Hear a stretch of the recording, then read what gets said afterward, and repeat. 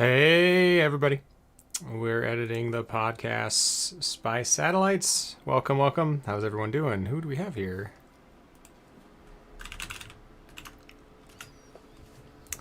I'm just getting set up. This is the last podcast. Do-do-do.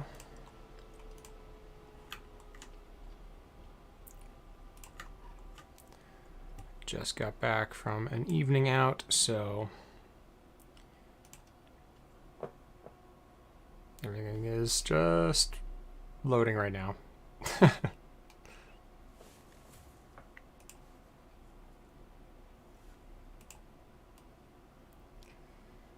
There we go.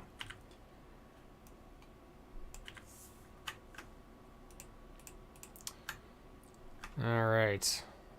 Let me get some music to go in the background.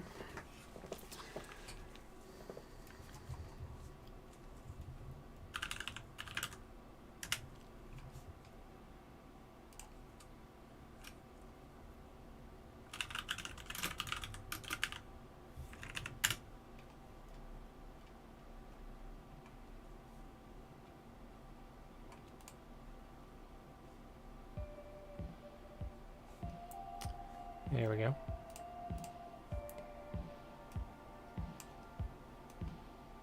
Turn the desktop sound down a little bit.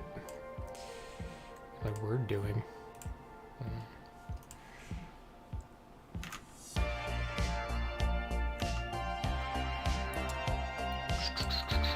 Fix a couple things.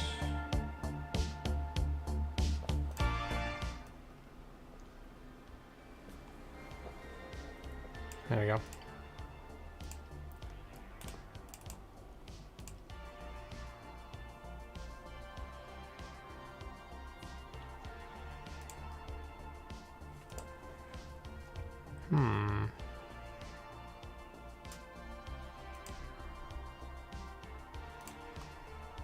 Lost the chat. Oh no.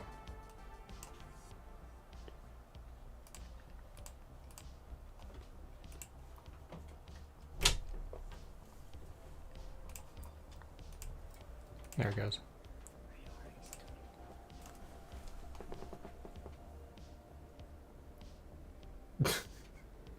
That's funny. There's a package here for you too. I don't know if you knew that. Oh yeah, I know. Is Where this is it? cool? Yeah. It's on the counter now. Okay.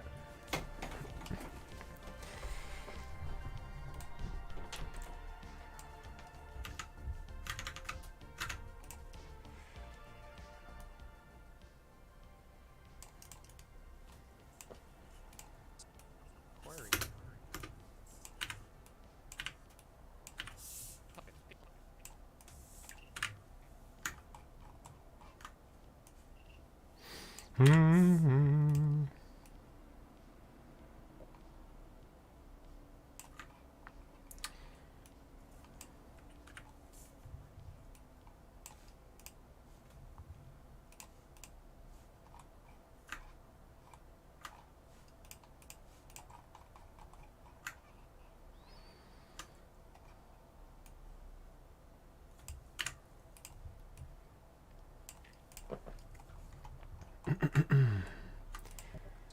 There we go.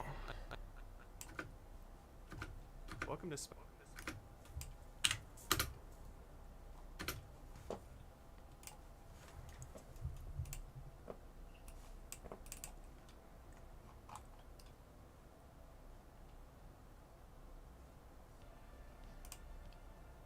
Why is that showing up? That's so weird.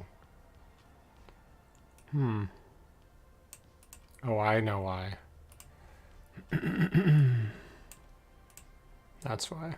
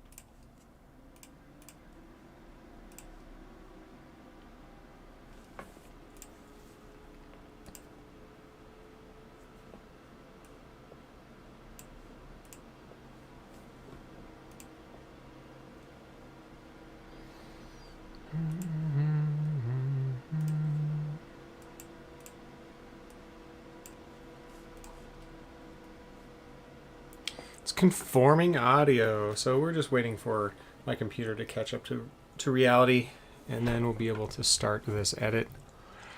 For those of you who are tuning in from YouTube, thank you for watching. This is just a casual stream. We're just going to be hanging out and talking about Dune, talking about board games. So drop a hi in the chat.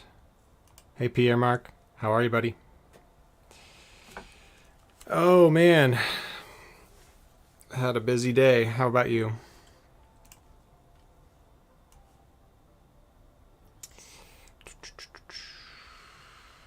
Where is that? Right there. All right. Got away with murder playing the Baron. What happened? Tell me about it. Welcome to Spy Satellites, a podcast about Dune Imperium and the people who play it. I'm your host CJ, and this is Rotation 4, where we... Cool.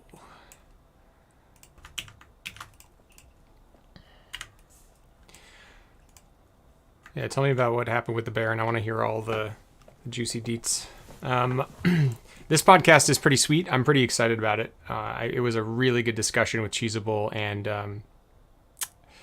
and who else do we have on here? Drazo? And Lannister. Paul, Ekaz, and Helena didn't come into combat almost ever.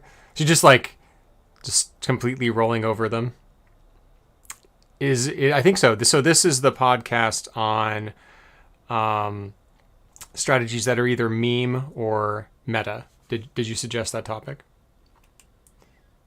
If not, we can we'll eventually get that the topic you suggested on the podcast. Welcome to Spy Satellites, a podcast. Is that too loud? That's a little loud. And the people who try to make it a little less loud. I'm your host, CJ, okay, and this is Rotation 4. Not that one. Which one did you suggest? We determine which strategies in Dune Imperium up through Immortality are meta and which are meme. So join us for a roundtable discussion focusing on cards. Okay, I gotta move that out. Which are meme. So join us for a roundtable discussion focusing on cards, combos, atomics, and everything spice. And I gotta move the crazy video thing. Focusing on cards, combos, atomics, and everything spice. That's where it goes. Okay. Cool. Focusing on cards, combos, atomics, and everything spice. If you like what we do... Ah! I just sort of said it. I gotta edit the thing out. Move it away. How turn order affects combats and accessibility. Oh yeah, that's a really good topic. I want to get Cheesable and Drazo and possibly Lannister on to talk about that because Cheesable really likes talking about turn order. I do too, so I'm really excited to do that. That's a good topic. So we'll get there. We'll get there. This is going to be a good one too. I think you'll all really like this one. If you like what we do, please give it. Too far. Okay, there we go. Where's my name? There it is.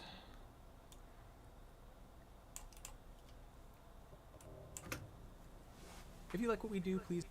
There we go. A little bit better.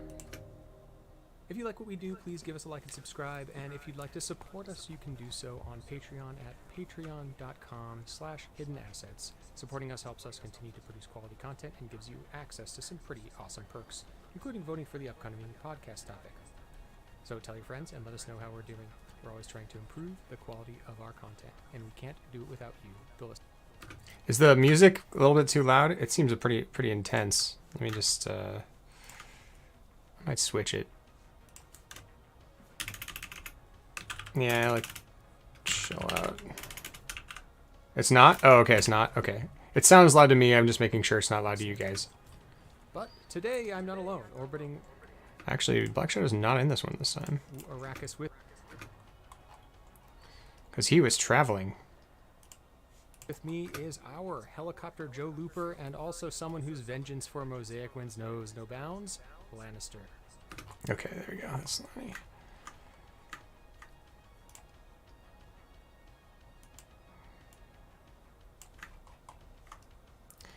This isn't that long of a podcast, actually. How long did we do this?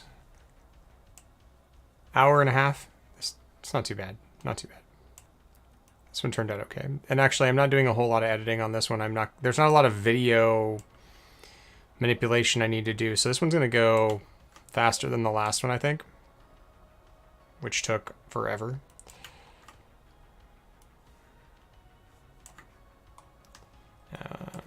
Let's just cut it off.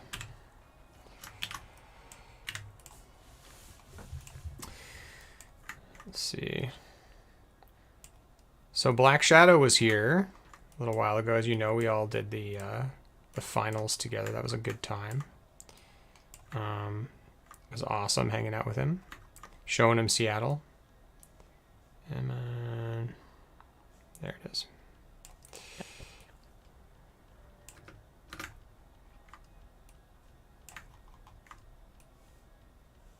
Where is that tiny piece of...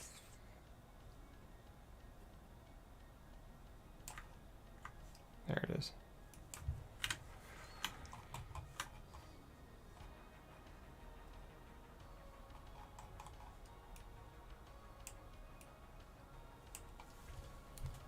Also won a great game with Ariana Sooner tonight on position 1 where there was Sayadina, Tlilax, Zoo Infiltrator, and I got both.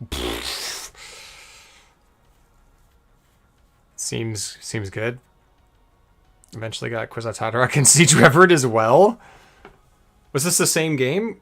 Was it a different game? Oh no, you won with Baron. This was a different game you played. Was this for Water of Life, or was this just a casual pickup game?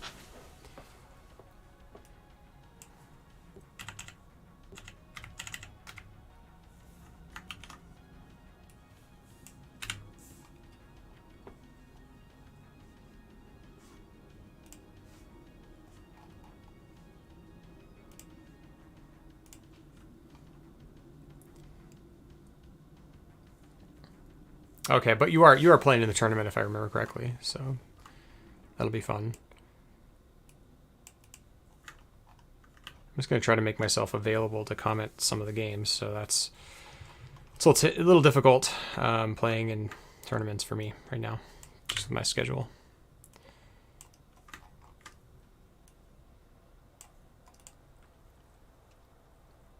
Oh, right. That's right. Now I remember seeing that you're in Orsky and Lanny's group. Oh my gosh. And Black Shadow was commenting on that actually when we were going through it. That's kind of hilarious. You guys will have a good time. Or, you know, it'll be fun.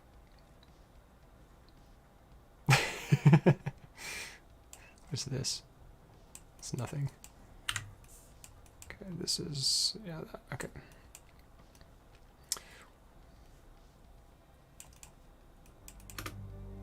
There we go. Let's change this.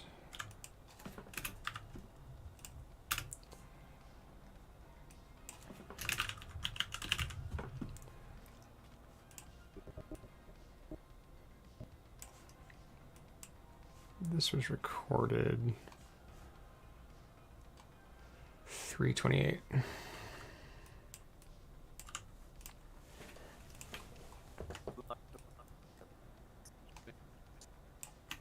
Okay. Orsky's not here, Lanny's here. I gotta find Cheesable's icon, which means I need to go to his website, or his YouTube channel rather.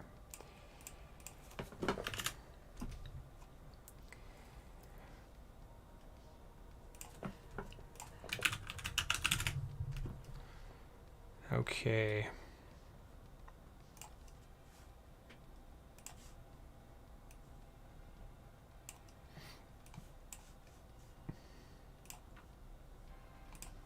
Let's pull up GIMP. Love the camaraderie more than the results, to be honest. I do too. You know what? I feel like that's just why I love this so much, is everyone's just cool and it's really fun to hang out with people and play games. It's why I do it. All right, let's save this.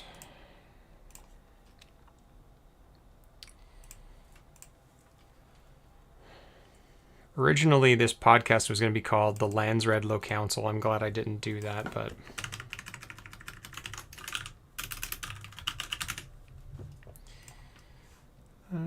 open.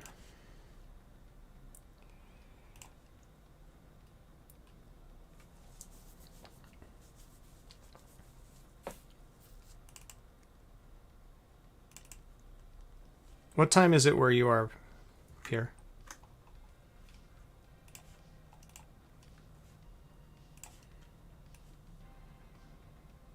Let's actually do it this way. Almost midnight. Oh man. Wait. Oh, okay. Are you East Coast US? Then yeah. That makes sense.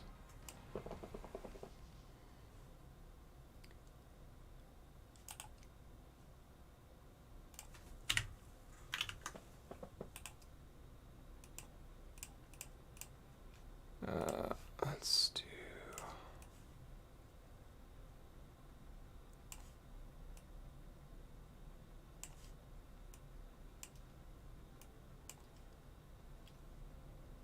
Oh, Quebec. Oh, yeah, yeah, yeah.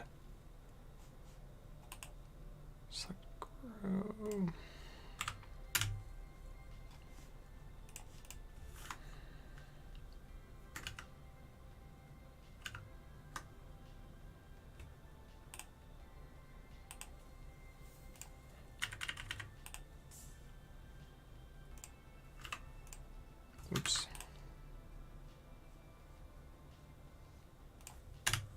Whoa, that's not what I wanted.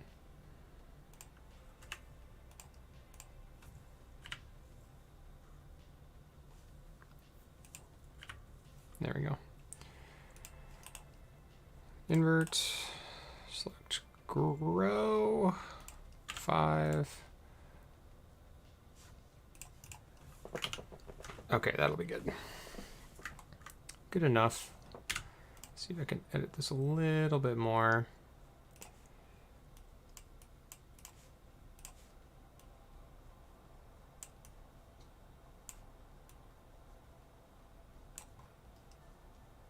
Okay, everything else looks pretty good. That looks good. Export. Cheesable. Done.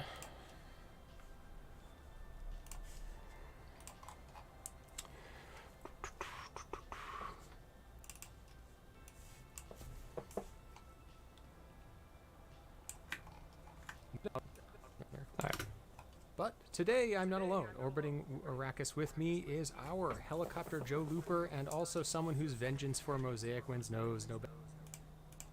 Been playing a lot of Mosaic with Lannister. It's a great game if you haven't played it. Highly recommend it. Cross dissolve. Bounds, Lannister.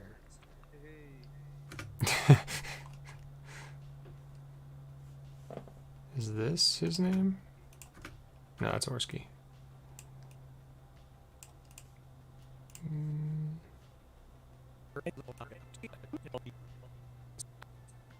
Oh, it's this one.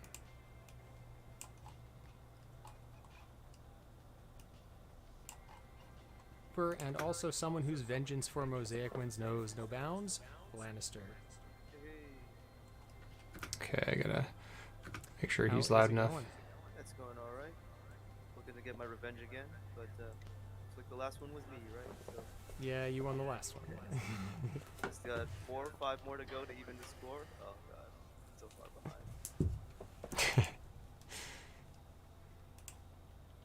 I didn't know you if you knew this about Lannister, but he's extremely competitive. I introduce all these games to him. It's really funny, and then he's like, "Let's go! Let's just play this game over and over again." It's great. I love it. I love being able to play these games over and over again with people, especially people who I like hanging out with. And also with me today, also with us today, is our community noob stomper and fellow YouTube content creator, Cheesable. Okay, where's Cheesable's icon going? Let's actually make this one thing.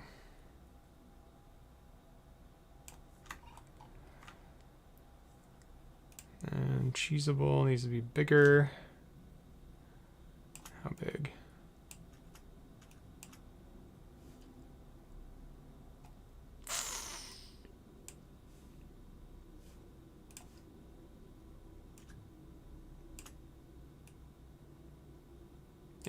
That's about right.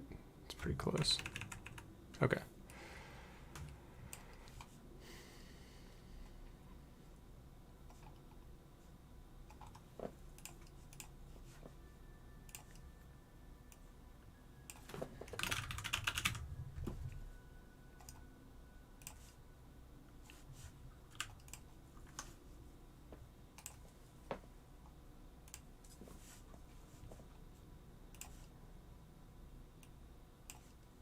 I'm going to move myself down.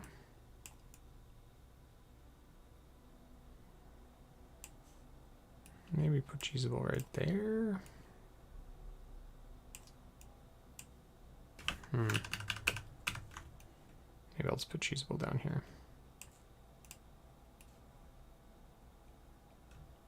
That looks pretty good.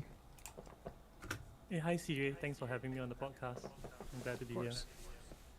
Yeah, and for everyone who's listening, you can search for Cheesable on YouTube and find his awesome stuff. If you're watching on YouTube, you will find a link below to his content. Some of the latest Golden Path International games have been played by Cheesable or been cast by Cheesable.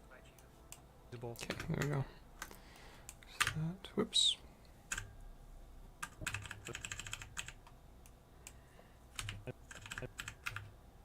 Oh, what happened there? That's weird. Arrakis disappeared. That's weird. Huh. There's like a gap.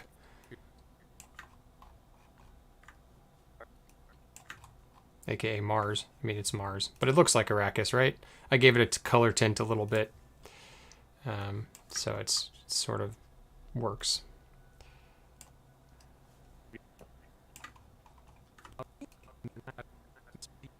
Oh, weird. That happened there. My copy of Arrakis got all messed up. Okay, let's fix this.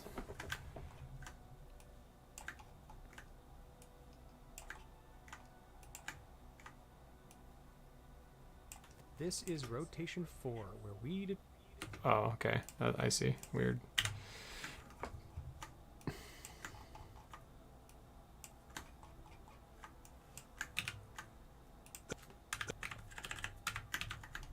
Okay, there we go.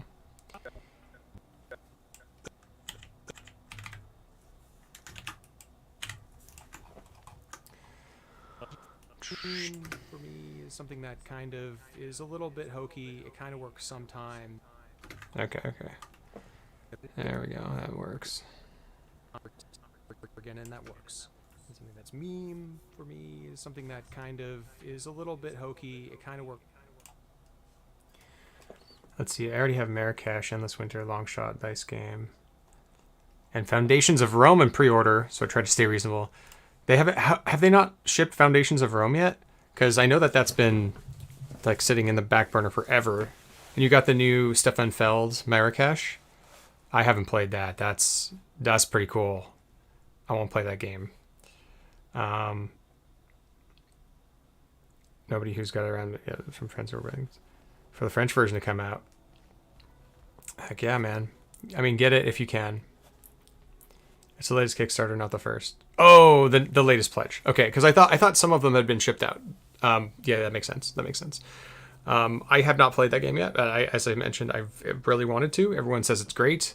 I know the Game Boy Geek says it's like one of his favorite games of all time, which is great. Like, I like that guy a lot. He's cool. He's fun to watch.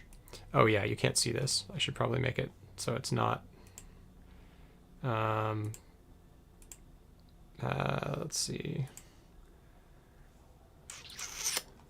Nope. That's not what I wanted. There we go.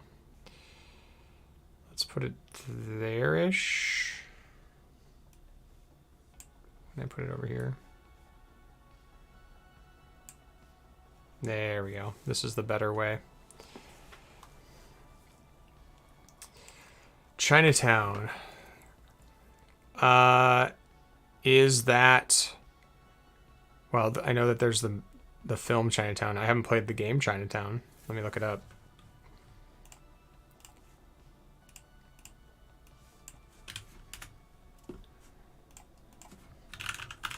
Just ignore that I have 344 messages. Oh. There's this variant where you can trade and steal lots, and that makes the whole game for me. It reminds me of Chinatown. This game? I've never heard of it. It kind of look. You know what it kind of reminds me of? It kind of reminds me of. Is it Las Vegas or Vegas? Is it? It's the one where you're like rolling dice, and then, the dice are casinos. Is it Las Vegas? Shoot, I can't remember. Yeah, no, it's not this one. It's old and you trade for lots and lots.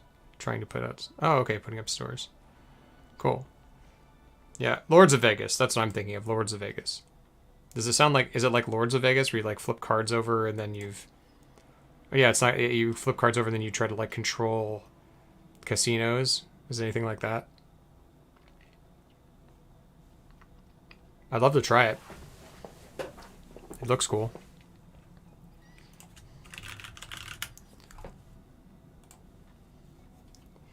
Let's see. This is a negotiation game in the true sense of the word. In it, players acquire ownership of sections of city blocks and then place tiles representing businesses in the block sections into the turn each time. Yeah. This is a lot like it. Yeah. Because it says you get a payout every round. That's exactly how it works in Lords of Vegas. Huh. But this is more of a negotiation game, which I love. I love negotiation games. My number 2 game of all time is Dune, Big Dune. Not Imperium, Dune, Big Dune. And that one's all negotiation. Yeah, this looks fun. I also just really love the old aesthetic of games. They just like pop for me.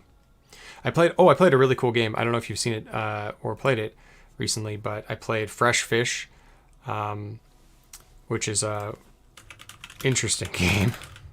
Fish, I could type. I think it was this version. Yeah, by Freedom and Frieza. And you're like, this is a really weird game. So, except in Foundations of Rome, you get to buy the lots, not to get them randomly as you do in China. Oh, I see. Okay. So you get the lots randomly in Chinatown, and then you negotiate to basically lock down areas and get bigger payouts and stuff like that, right? Cool. Yeah, okay. I think you might like this game. Not a lot of like negotiation, but the cool thing about Fresh Fish is that it's like if you like games that are mean, this is a mean game. It's really simple, but the rules are so esoteric that you're like, what? How does that work? And it took me like 20 to 30 minutes to figure. It's like a 45-minute game, but it took me like 30 minutes to figure out how the game worked. And then I was like, oh, and then it clicked, and it was amazing, and I loved it. But essentially what you're doing in this game is there are these trucks. There's 4 trucks representing different types of food, and you want to get your stalls closest to the trucks so that you can serve people. And the closer you are to the trucks, the better. So you get like, you want to score low points. It's like a game of golf. You want to have the lowest points at the end.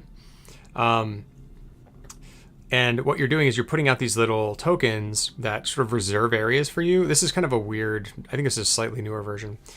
You're putting out these tokens, or you can flip over the stack of cards. You can flip over these tiles, one tile. And in the tiles, there's either, there are stalls of each of the different types of each of the 4 types. There's like 4 of each type. And then there's blank ones. And the blank ones, you put these like tables on, which is essentially just block off areas. Okay, but the weird thing about this game, this is the thing that I had the hardest time figuring out, is the rule is all the roads must be accessible to every other road. You can't block things off so that they can't be accessible anymore. And once something becomes to the point where it would be cut off, you just...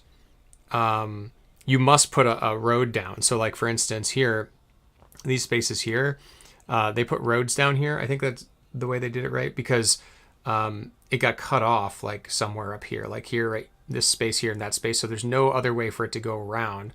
I don't know. I don't know if this is the perfect example, but essentially, like, it's like playing Minesweeper. It's like as soon as you expand out, then roads pop up. It's not you putting them there; they just like pop up. It's bizarre. Yeah, it's really bizarre. It's hard to see it too because everyone has to like watch it and do it. So we were playing like the original rules, but anyway, with this version of the game, it was fun. Yeah. Back to this. You know, maybe it's just sort of a joke, but I don't know. Maybe you guys have some thoughts on what those mean. Okay, let's cut some of this out. Mean. You want to go first, Caesar?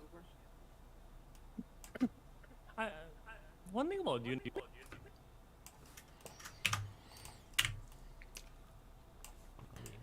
One thing about Dune Imperium is that even though I think we're going to talk in broad strokes about strategy, it's a very reactive kind of board game. There's a lot of tactics involved.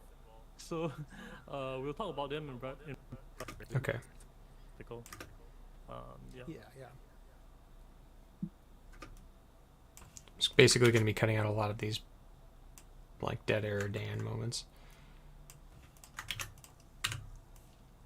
Just so like everyone knows, I've been using strategy generally. I do mean tactics and strategy kind of combined together. It's hard to separate those in Dune Imperium sometimes. It's really hard to go into the game with a set strategy. You kind of do have to pivot, right? It doesn't work that way. Right, it doesn't work that way. Yep. For Yes, sure. I,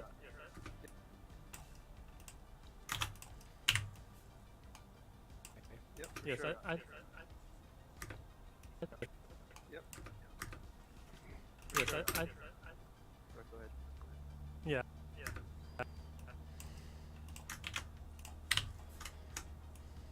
Yep. Yeah, I think the first two turns you can kind of have an idea of what you want to do, but once the first player plays the action, it's like, okay, everything goes out Yeah. Yeah, definitely. the window.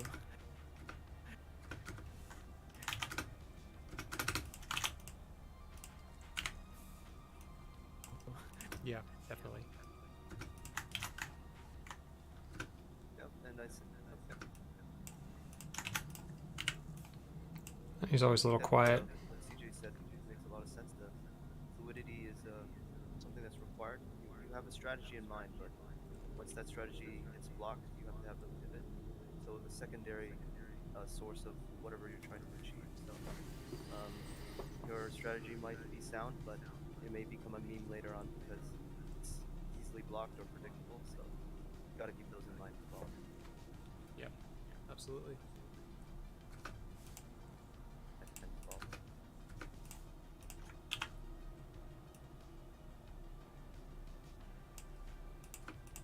you got to keep those in mind as well. Yep, absolutely. Yep, absolutely. Yay, me saying absolutely. It's embarrassing. All right, so There we go. Let's get to it.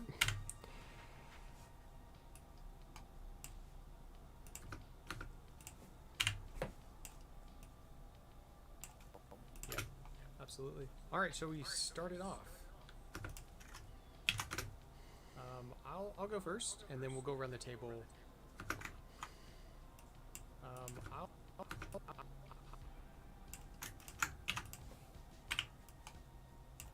Started off. I'll go first, and then we'll go around the table. It's kind of how I envision it. We'll just talk about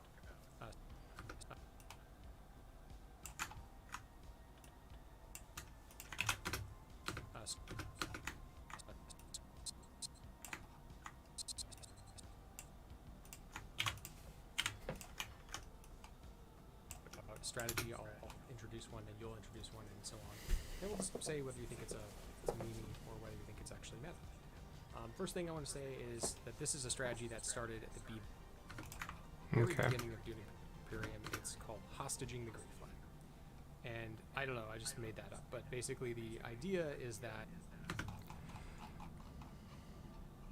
I don't think I'm going to do very much video stuff to this one. I got to get it out faster, so. you'd be the first one to still suits. And Plus, how do you, like, explain a strategy in visual terms. I'd have to like be in TTS, I guess. Other So I don't know. players would Should be fine. starve for water for a turn or two.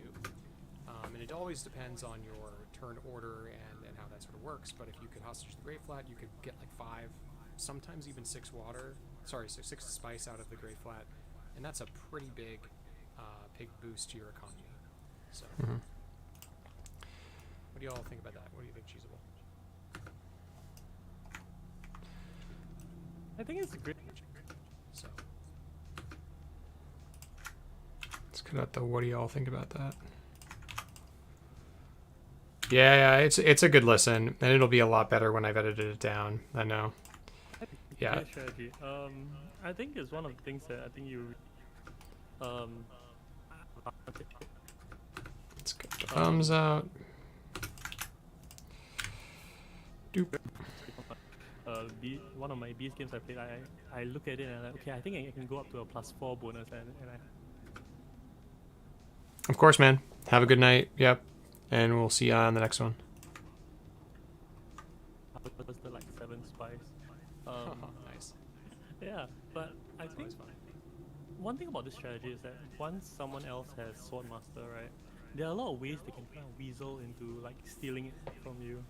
So I think it's good, but at a certain point of time in the game, like I think when someone has Swordmaster when it's round 4, if you don't harvest it, it's very risky. So long gap It's there. very risky.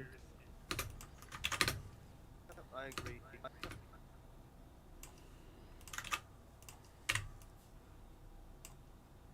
In this sense, it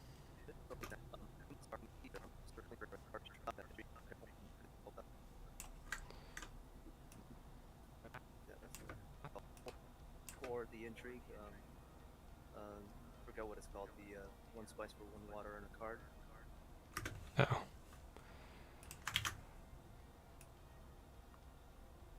The 4. There we go.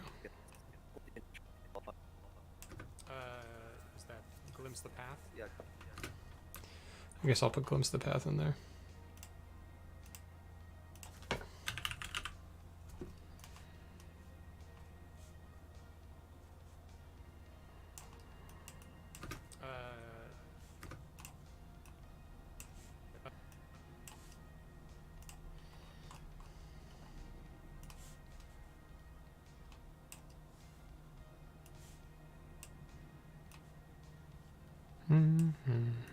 Is that Glimpse the Path? Yeah, good. Yeah. And there are other functions as well that allow you to get water all of a sudden, like killing a water peddler.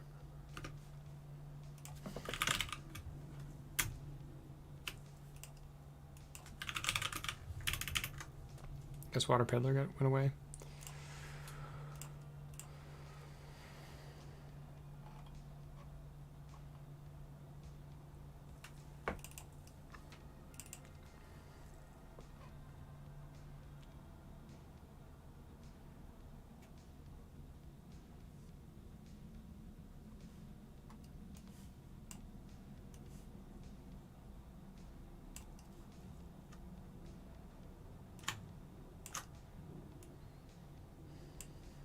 And like killing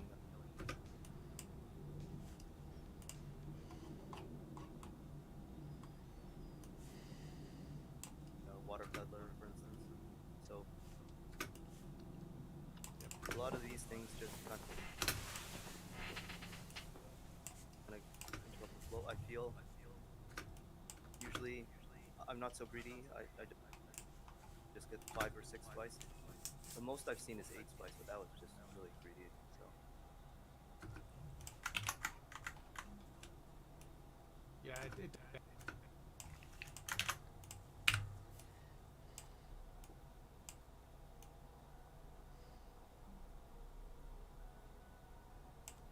these things just kind of interrupt the flow. I feel usually I'm not so greedy. I just get 5 or 6 spice. The most I've seen is 8 spice, but that was just really greedy. So yeah, it does work. I think it worked better in the base game without Ix, obviously. As soon as you add Ix, you add Water Peddler.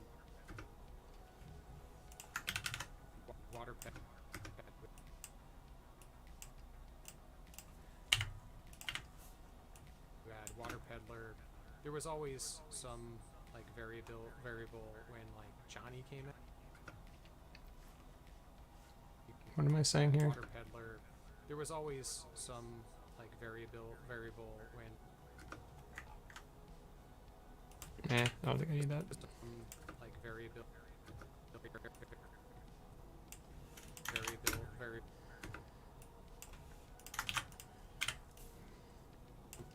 like variable when like Johnny came out.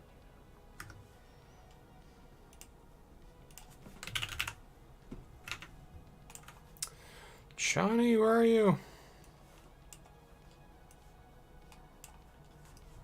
You're too big, Johnny.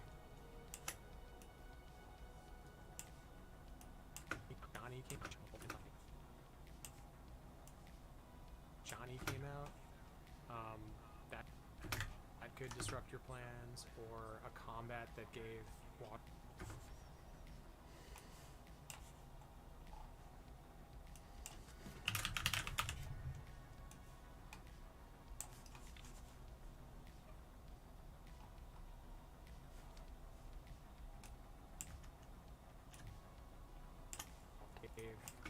A combat that gave water for second place. That's a big deal. Like There are a couple of those. Mm-hmm.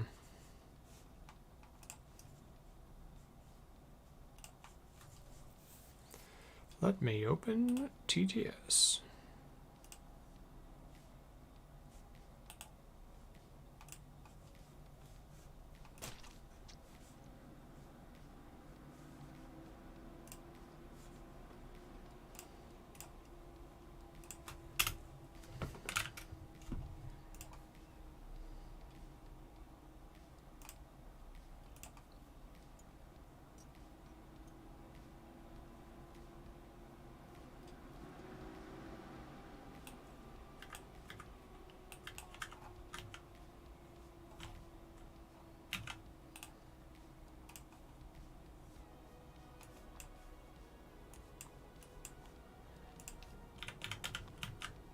Well, this one's not.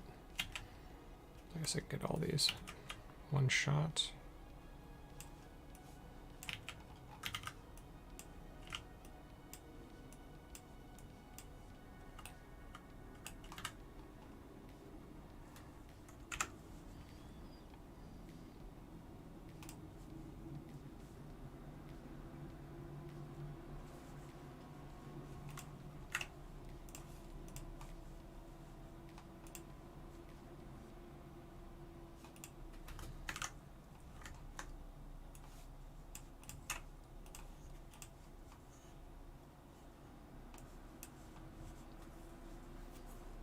Mm-hmm.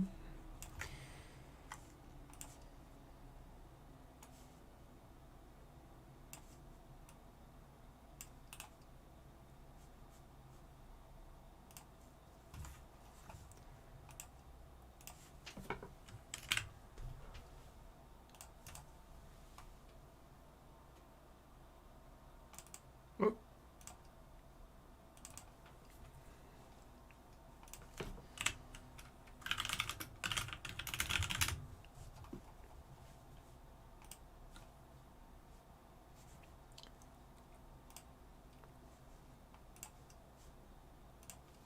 All right. Don't be shy. Go ahead and say hi. I'm just working on the podcast.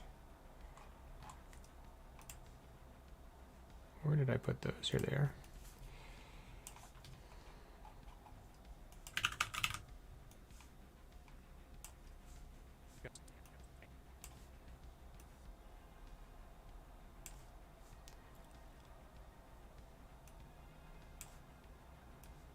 Let's get those.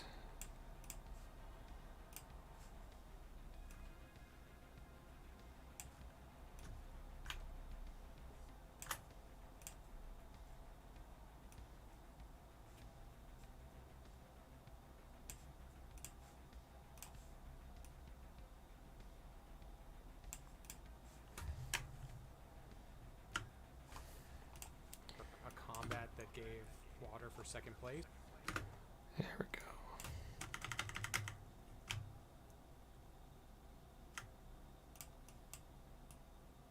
Plans for a combat that gave water for second place.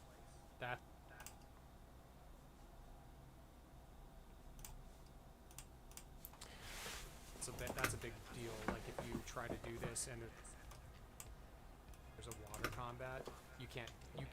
It's just gonna blow up in your face and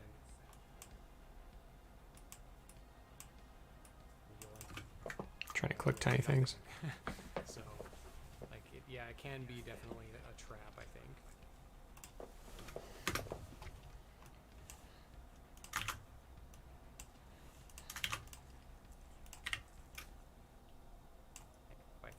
I think one thing you need to do is like you need to have payoff for the spice. So yes, you're gonna get like one more spice by waiting another round. But what is that one extra spice gonna turn into, right? If it delays your tech purchase, is it worth it to delay like to get one more spice in one more round, or is it gonna delay your highliner? I guess highliners associated with internet is good.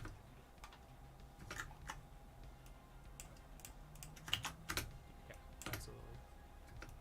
I think that's really important.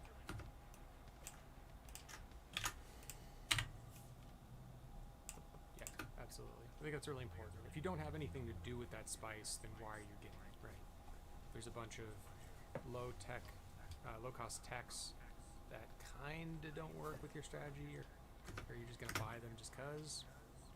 I don't know, because it might probably help you in the long run, but maybe it's maybe too short-sighted. Short-sighted.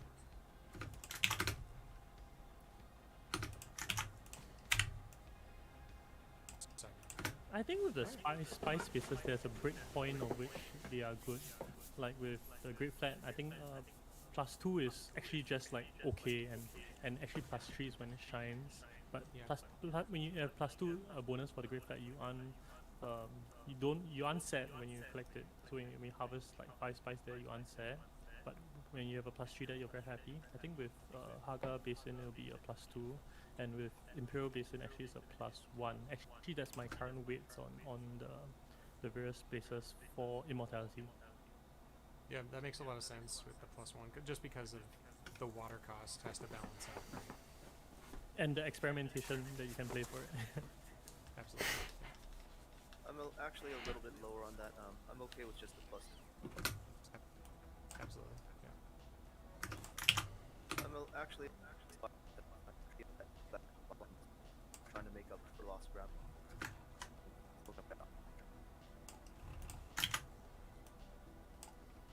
I'm a little less greedy on that, and honestly, as an individual who regularly only uses 2 actions, I can't afford to have somebody backdoor me all of a sudden, so that opportunity lost would be huge. Well, the 5 spice still gets you a 6 cost tech if you tech negotiate, right? Yeah. So that's still good. Like, basically, if you get the extra spice, the 6th spice, and I've always thought that this was strange about Dune Imperium. In the base game, there were only maybe there's just Leto's Bring and maybe one other thing that let you spend 1 spice, or I guess you could sell the spice for Solari. You could sell 3 of it as an odd number, but most of the good spaces, the faction spaces, and in fact all the faction spaces require at least 2 spice, right? To use. So like 2 spice for Bene Gesserit, 4 spice for Emperor, 6 spice for Highliner, right? So the odd number is kind of strange. It's almost like you don't have a spice sometimes, but it's fixed a little bit with Ixen Immortality. There's more stuff to spend your spice on. The tech negotiation space really does kind of cut down on that odd.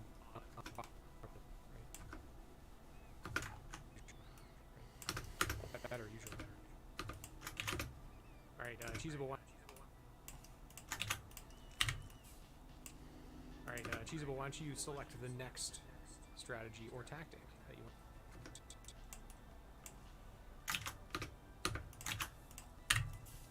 Next strategy or tactic that you want to talk about. Even though I think this is one of Lenny's favorite, I think the one thing I want to talk about today is artillery. I think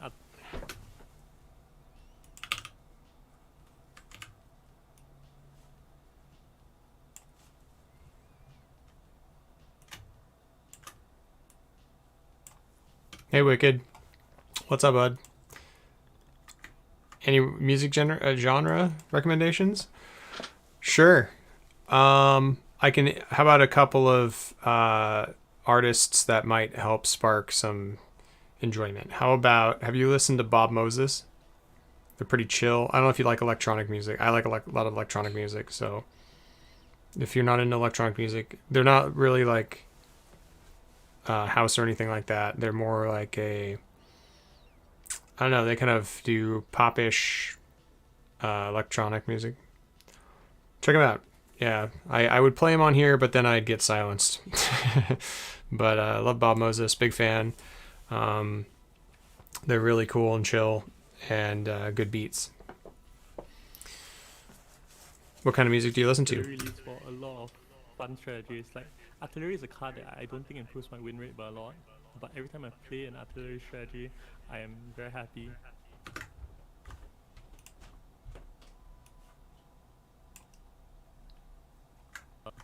To selective breeding or research station and just draw more cards, and you don't need a lot of troops, but your one troop can turn into like 16 strength very easily.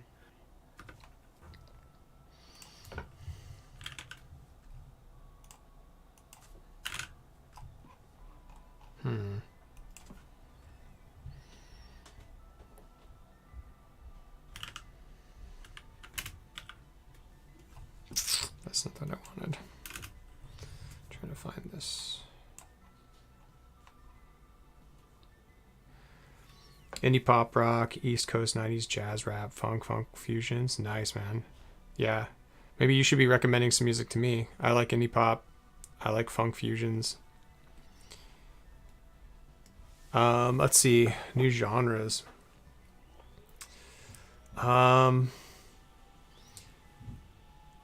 I'd say, like, I mean, the stuff I'm listening to right now, that's like the free music, is synthwave, chill synth, retro waves, royalty free music.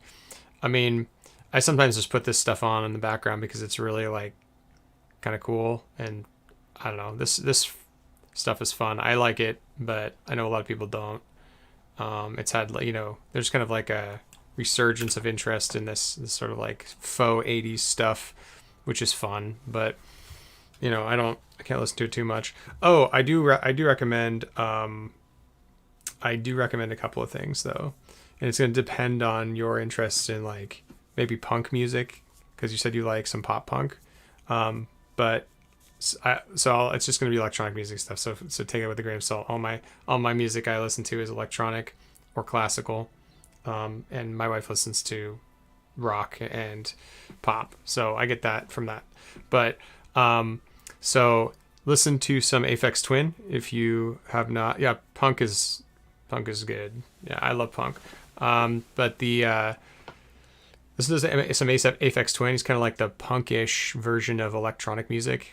Like especially Cyro, or his or Ciro, I'm not sure how to pronounce it, his latest album. I can like show it to you.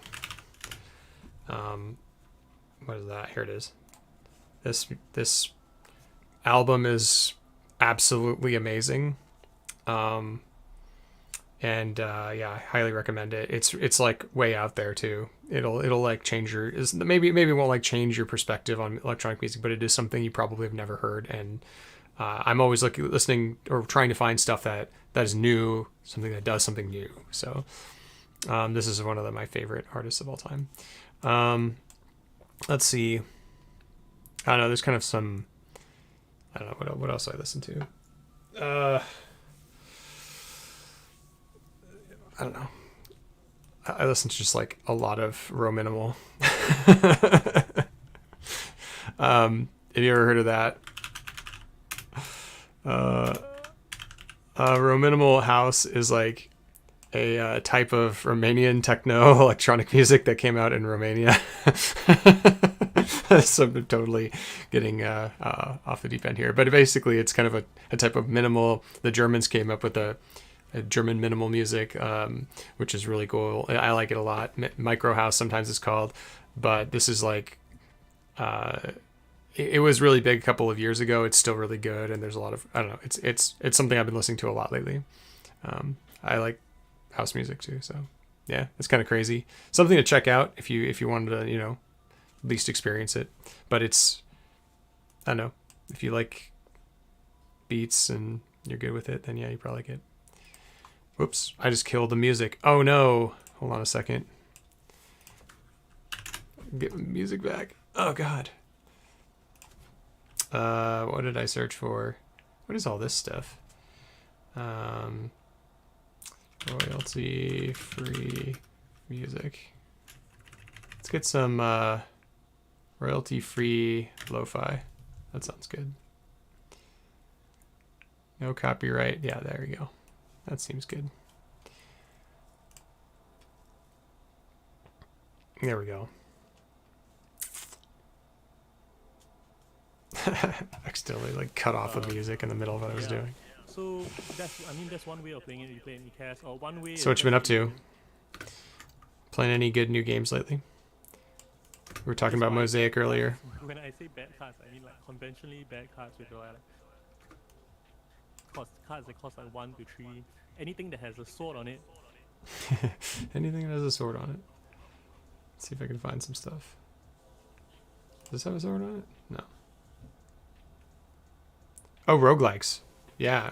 The person who made probably do, if you know like roguelikes. Was it the tower one? Oh god, what is it called? Everyone knows it. I can't think of the name of it. It's like a card, like a deck building game, but you're running through the tower. Spire, Slay the Spire. You know that game, probably. The designer of that game used to play Netrunner with me and my friends, and he lives in Seattle. I don't know if he's still here. I knew him a while back, but he kind of like disappeared before he made that game. But he lives in the area, so he used to play Netrunner with us. It's kind of cool. So anyway, there's all sorts of weird little connections in this area. Why can't I find something with a sword?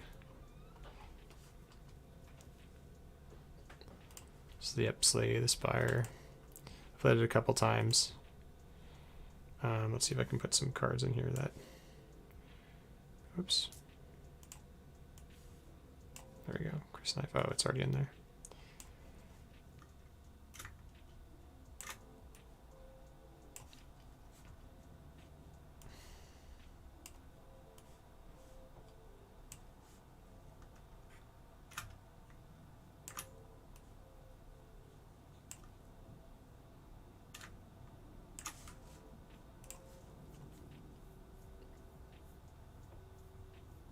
Binding of Isaac. Yes, I played Binding of Isaac. It's really good. I have not played Enter the Gungeon yet, but you recommend. Okay, cool. I'll check that one out. I have played Binding of Isaac, though. It's very good. More swords.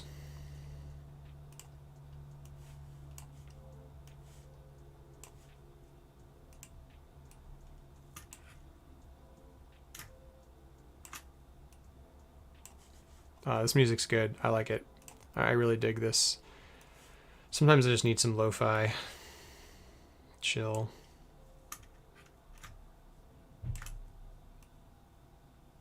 Must be super easy to make if people just like royalty-free lo-fi. Just like whatever. Just throw it on the internet. Let people enjoy it. Oh yeah, I call them sad infantry, not Sardaukar infantry. Whoops.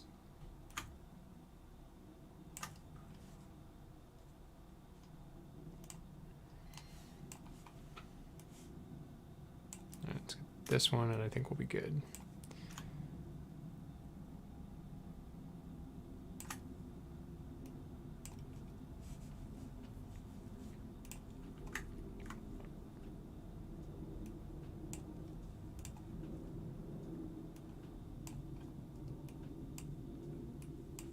anything that has a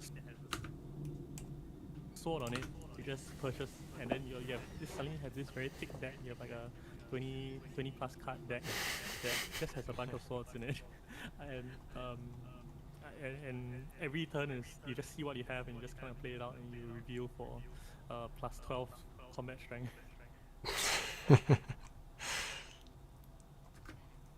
That's actually a pretty fun strategy.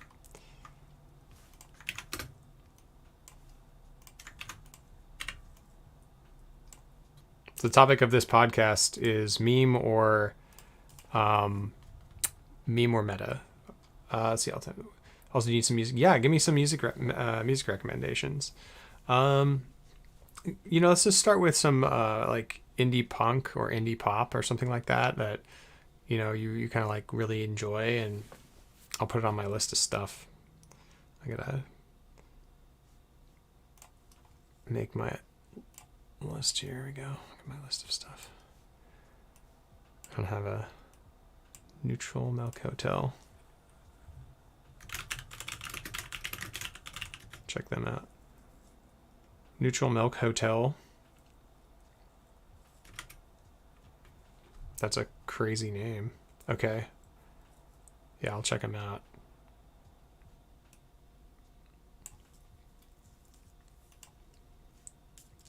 Aeroplane Over the Sea album.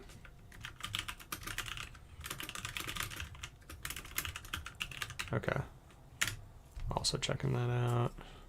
Save. Documents. All right. Cool. Just throw some stuff out there, and I will like I'm gonna check it out after the stream. Actually, probably like listen to it while I go to sleep. Yeah, so, But yeah, Olivia Tremor Control. Oh, is it Tremor Control? Is that Olivia? Is it Olivia Tremor Control? Is that like the whole name of the band? Their best album is Dusk at the Cubist Castle. Wow, yeah. It's a sweet name. I love it. I love indie punk like the music, the names they come up with for albums is awesome. Kind of expand on that. As Cheesable relates, there are two different styles. Okay, let's post this. Of artillery usage. I absolutely think it's a legit strategy. I use it a lot. I think Hey, weird is cool. So I had a professor who was into dissonance, and if you've ever listened to dissonance, it's a little odd because there's no beat most of the time, and it's not really anything. It's just like soundscapes. But I was like getting a ride to my house from a campus once, and he was playing it in his car, and I thought it was the weirdest experience I've ever had. It's just like, I don't know what I'm listening to right now. I go for almost 100% of the time. So I'd say like weird is fine, but it probably isn't going to be that kind of weird. Cards that I need for that build, so for sure. I think That's one of your friends. Yeah, you got a friend who does that too. That's hilarious. Yeah. for sure, I think it's a legit strategy. I'm not bringing anyone down who likes that kind of music. I just I didn't get it at the time, so I think I might be able to like appreciate it more now. But it's kind of different. It was a little bit jarring at the time. Eventually drawing extra cards. Oh, okay, that's me. And it's very, very strong. Where is he? Stop talking. Where you also have The unicorns. Born a unicorn. Okay.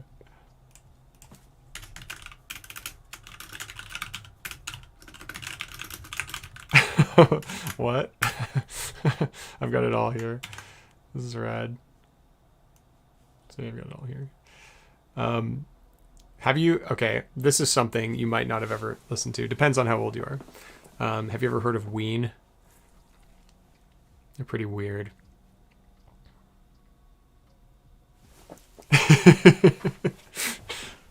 Yeah, Ween is so good. I love Ween. Oh man. I got to see. I didn't get to see them live. I've never seen Ween live. That'd be fun. I do enjoy me some Ween, man. I got to see Flaming Lips live once. That was sweet. They're not really like indie, but they were kind of on the edge of rock, I guess. Right? They're like, I don't know if they're called glam rock. I don't think so, but they were pretty interesting. It was fun to see them live. But yeah, let's see, what other weird stuff have I seen lately? I don't know. It's all kind of blurring together, and I've had a bit of a day where my brain's probably not working very well with remembering things. Let's see. Machine Drum's a really good D&B esque. They're kind of D&B group. They don't really do anything anymore. I don't think they're doing anything anymore. What was I listening to on the way home? Oh, if you've never listened to Odessa, or they're kind of like more popular now. They used to be not popular, but Odessa and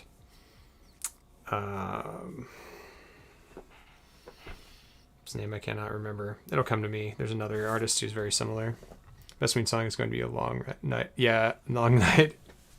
It's gonna be a long night is a great song. I'm a big fan of the Mollusk album. I think that was like probably their most listened to. Like you can just listen to it.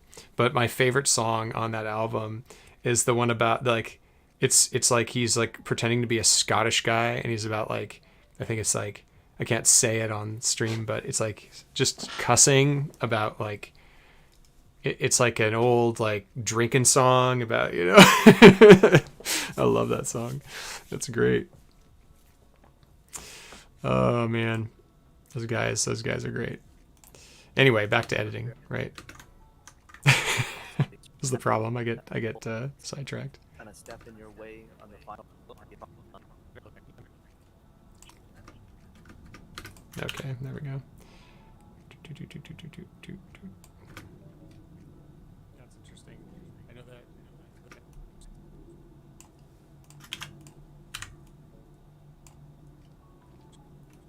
That's interesting. Why does he get so quiet?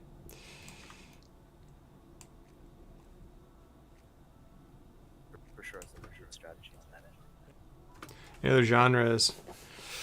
Man, that's a good question.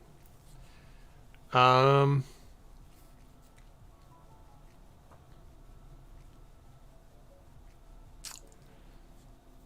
I don't know.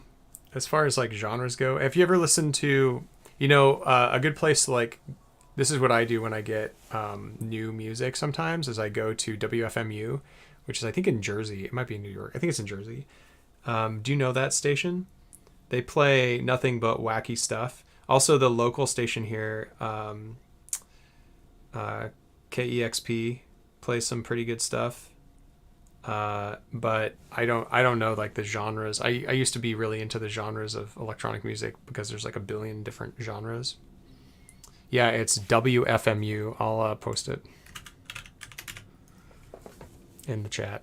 WFMU. It's really good, and they play all sorts of stuff. They play stuff from, I've heard them play blues. I've heard them play just indie, like acoustic, bluegrass. I've heard them play electronic music. I've heard them play rock. They play all sorts of stuff, and I don't know. It's just the weirdest station, but it's consistently good, is what I'd say. It's consistently good. All the weird stuff is all consistently good. So they do a good job curating their music. So shout out to WFMU lovers out there if you are ever going to find this channel. And I know that, I mean, ECAS is very, very strong in Immortality. Just the ability to make your deck so super consistent. And because the power level of cards has gone so high through the roof, it makes a lot of sense that you can create a consistent combat deck with artillery and ECAS. I haven't seen it with Ariana, but maybe keep quick access to research station to picking up the experimentation track and getting extra bonuses, and then eventually drawing extra cards. It seems pretty strong, so yeah, I can see it.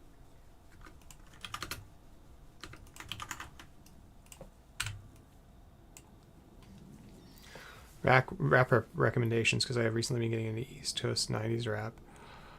Oh man. Okay. I mean, you probably know the big ones then, right? Tribe Called Quest. That's what one of the ones I was gonna say. So I grew up in LA. So like I only got into 90s East Coast rap. I knew about it, but I only got into it a little bit when I was older. Let's see. Yeah, I've my experience with them. I'm really bad with names too.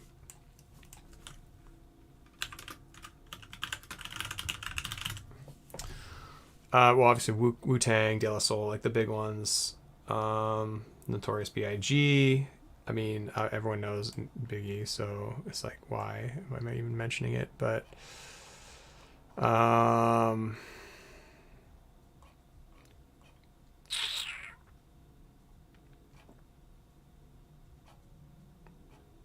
mean, Mobb Deep is pretty good. There's Jay-Z. DMX. I don't know if you know DMX. You probably do. He was really big when I was little. Not little, but growing up ish.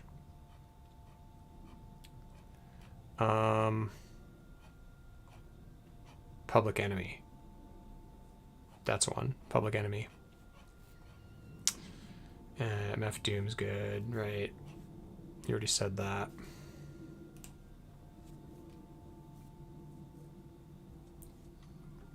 Thanks, dude. Yeah. I mean, I'm just hanging out and editing video. It's super boring, but I'm cool to like chat with people. Plug in.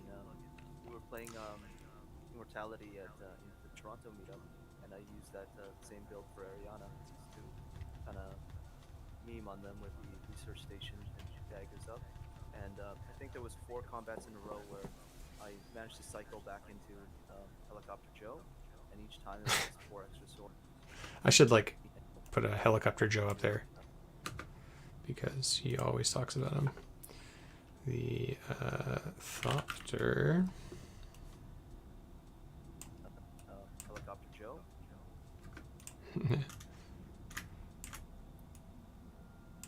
It's under his name. And each time it was just 4 extra swords to deal with, and another troop that they didn't account for that jumped in, so it was very consistent on that level. So if you know how to manipulate your deck the way Link does, and he's a great ball player, you can kind of bring that consistency closer to yourself. But yeah, for sure, ECAS is much easier to build around, I'd say.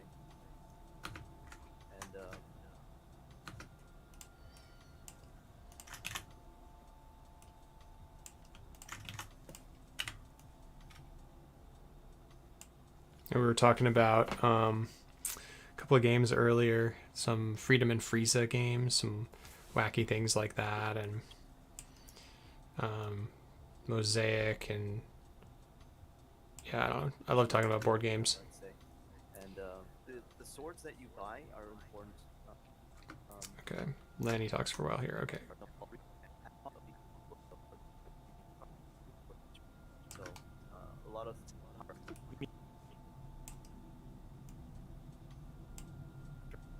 one of my core cards that I need for that. So for sure. I'm assuming that since you made it here, you probably played Dune Imperium, right? Maybe. That's what the whole podcast is about. And I mean, I'm pretty sure you're in the Discord. I recognize your name. So you know that game. So we could talk about Dune. There's what other things? What kind of games do you play, dude? What other things besides that? Oh, you're not? Do you want to play Dune Imperium? It's an awesome game. It's number 11 on Board Game Geek's top 100. Let me see. And the community is really awesome. Let's see. Dashboard.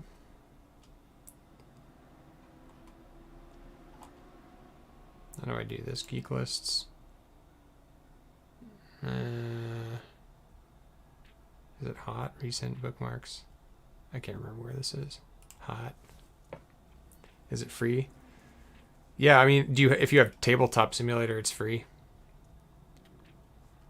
Now let's go. Yeah, man. Dune Imperium. That's what we do. Is we play a lot of Dune Imperium. We run tournaments, and we chill in the chat. And there's a lot of people in there. So there's a couple of different Discords. There's Hidden Assets, which is our channel, and then there's the TTS Club. That's late for me. TTS Club, where you can play lots of games with people. So yeah, if you have Tabletop Simulator, it's free. So yeah, let me show you let me get you the link.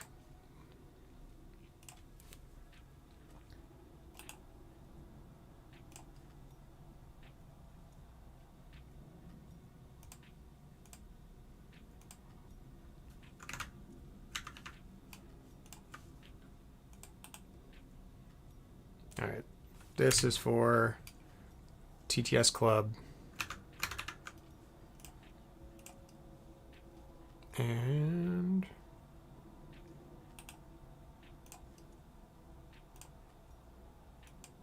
why did they kind of change the way this works? Generate new copy. Boop. And this is Hidden Assets, which is our channel. So yeah. Cards that I need for that. So for sure, like it's a legit strategy.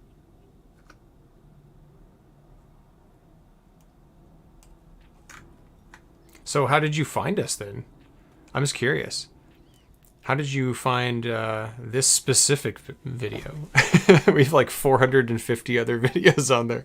It's pretty cool. Like, I think the strategy needs some support. So the issue I have with it is that you kind of need a means to draw more cards. I mean that's how it fuels your artillery. So actually one of the cards which I really like in this deck is Duncan Idaho. ooh, okay. What? Duncan.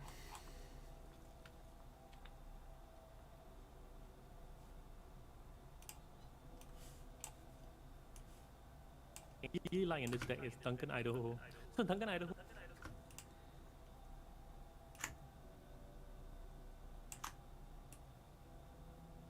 is a card which I generally don't like, but in this particular deck it is crazy good.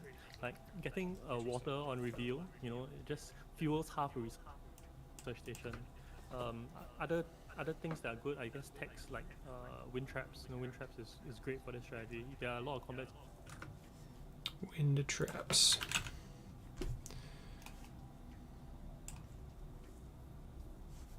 It didn't go through. Which one? The top one or the bottom one? Let me try again.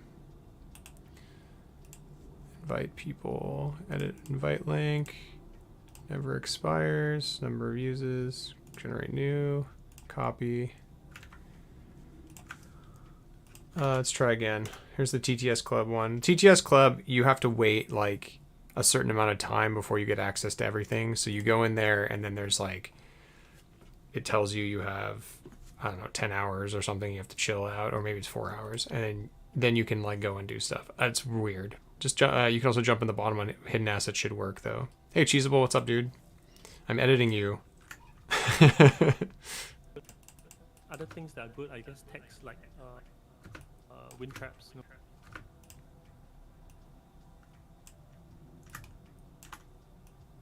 know. Wind traps is great for this strategy. There are a lot of combats you'll pick up for cheap and have.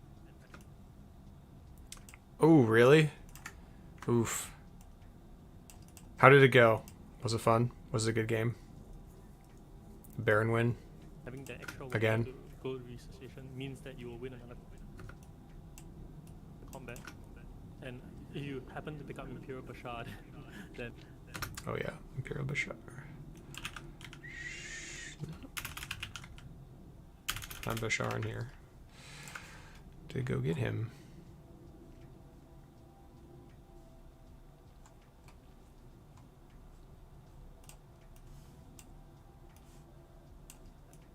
and if you happen to pick up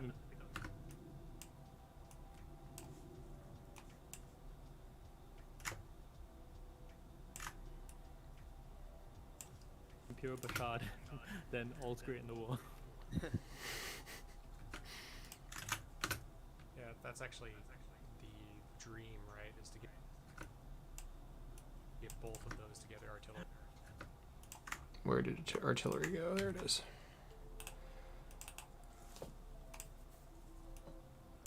If you happen to Those together, artillery and Bashar.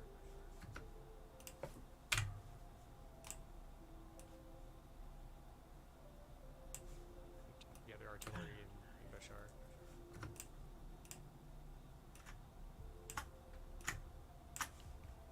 yeah. So I. Still doesn't work, I think is on my side. Huh, weird. Does the second one work? Wicked? Does the second Discord work? I would actually know that because it would say that you joined. I do not see you yet. Reminds me of when people started playing MO and we had this 2-hour games calls. Oh yeah, I remember that. They were like 2.5 hours and everyone was like, it'll shorten. It doesn't work either. Are you in Discord? I'll just send you a message. Maybe I can just do that. Are you in a Discord? Let me see. I'm not sure how to do that. Actually, wait, I got an idea. Let me just put the Discord link below this video. And then you can refresh it and find it. That would be the easy way to do it. Invite people, edit, no limit, generate new, copy. Okay. That'd be the easy way to do it.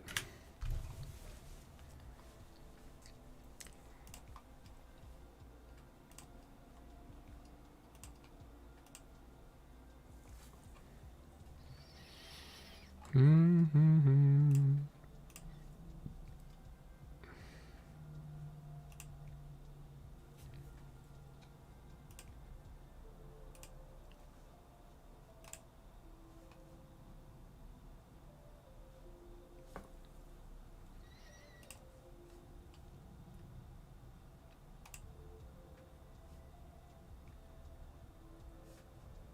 How do I edit this in public so I don't screw everything up?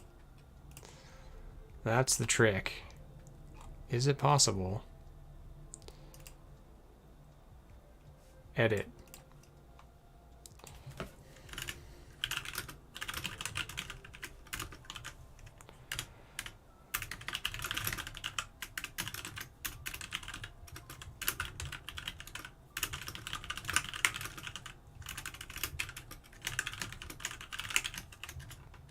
Here we go, I got it. We've solved the problem. Give me one quick second.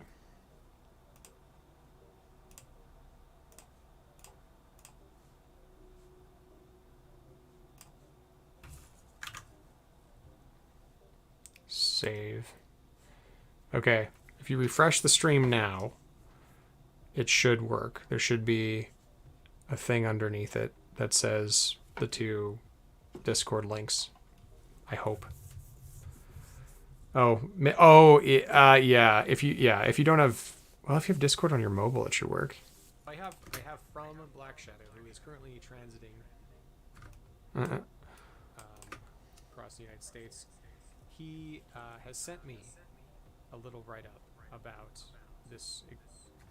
Oh yeah, this exact strategy. Here we go. This is fun. Strategy. And he calls it artillery, Paul. And since we Oh, it's so funny. Every single time, it's Paul. Let's go, Paul.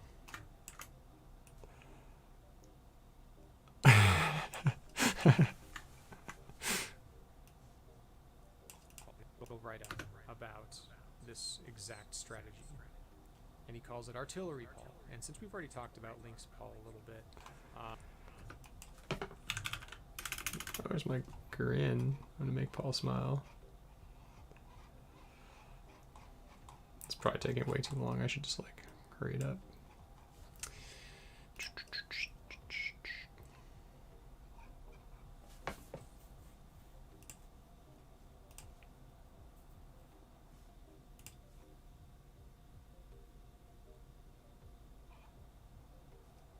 There it is.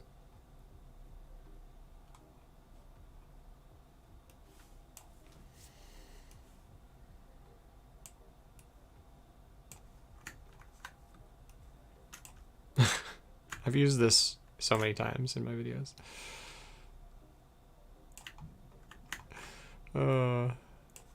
It's funny.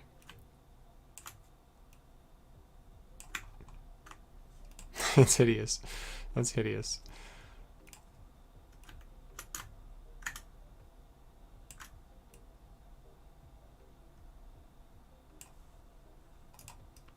There we go. sent me a little write-up about this exact strategy, and he calls it artillery, Paul. And since we've already talked about links, Sorry, I'm just giggling at myself because it's funny that Black Shadow always talks about Paul. And that's going to say something when I move it up.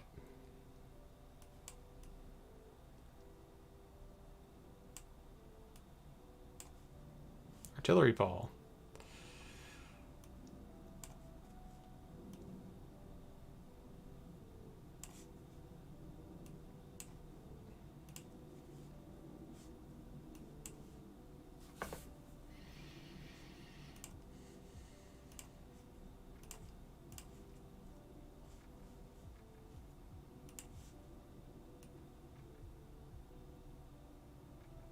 There we we've go. already talked about links, Paul, a little bit. Calls it artillery, Paul. And since we've already talked about Make an exclamation point or something.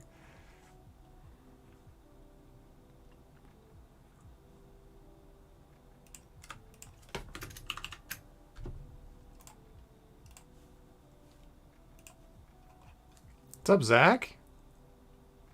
How's it going, buddy?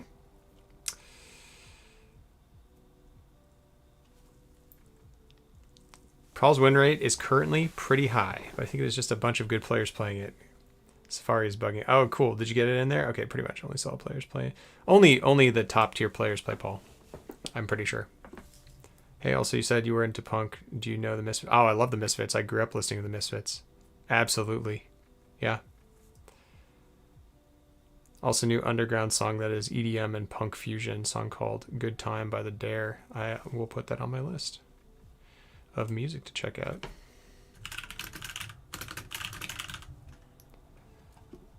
Cool.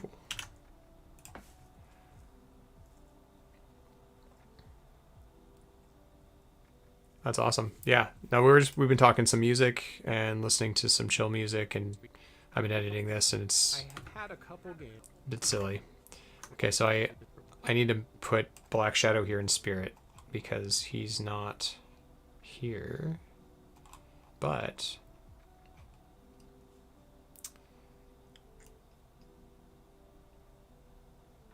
I need his image.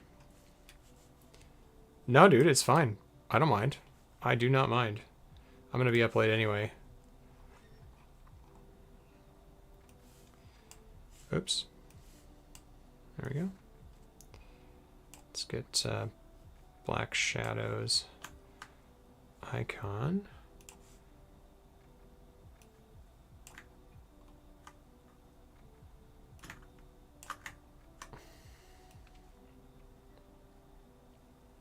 Let's just put it right there. Actually, let's do it this way. This might be funny.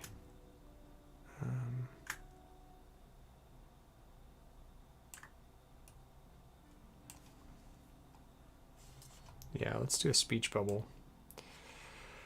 Because obviously I don't have enough things to do, and I said that I was going to make this quick and easy, and I'm making it not. Whatever. Oops. No! Background. Have to rearrange these things. You go up, you go down. Text goes above. This goes down. Paul goes up. That goes down. Paul goes down. Okay. There we go. Artillery Paul. This exact strategy. And he calls it Artillery Paul. And since we've already talked... Do you know / like Remain in Light album with the Talking Heads? Oh yeah. Yeah, I know it. Absolutely. Yeah, Talking Heads are amazing. My father-in-law got me kind of into them because he was big into them. It's really strange to say, but yeah, he was really into them, and then I started listening to them. I learned a lot of music from my father-in-law, actually. Stuff I didn't know when I was growing up. So yeah, Talking Heads are amazing. Tears for Fears is another group that I got really into. They're phenomenal. And there's another one. So there's some older stuff. Actually, here's something really great. If you want to go back and listen to some like old, like not classical, but old stuff that inspired a lot of musicians, including the Beatles, I would check out Harry Nilsson, specifically his album Nilsson Schmilsson, which you'll probably like recognize some of the songs from if you watched the show Russian Doll. They use the very first song on that album over and over and over because it's the song that keeps repeating when she wakes up or when she's staring in the mirror at the beginning of each episode. But yeah, Nilsson Schmilsson is the album, and Harry Nilsson is the artist, and you should check him out because he's one of the greats.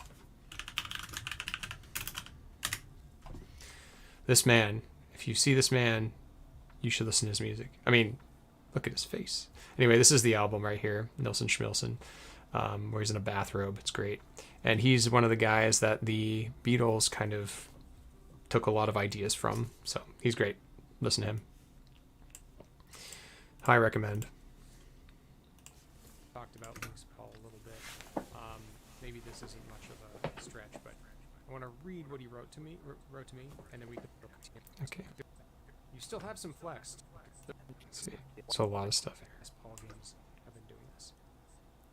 Thoughts? Okay, where are we? At 20 minutes. I gotta speed it up.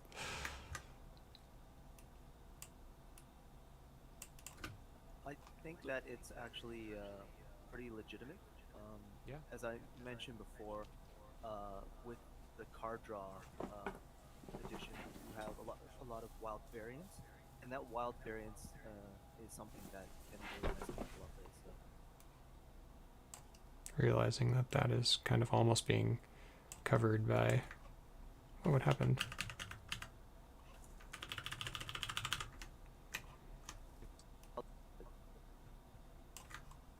Hit a button. Self rather than the passives.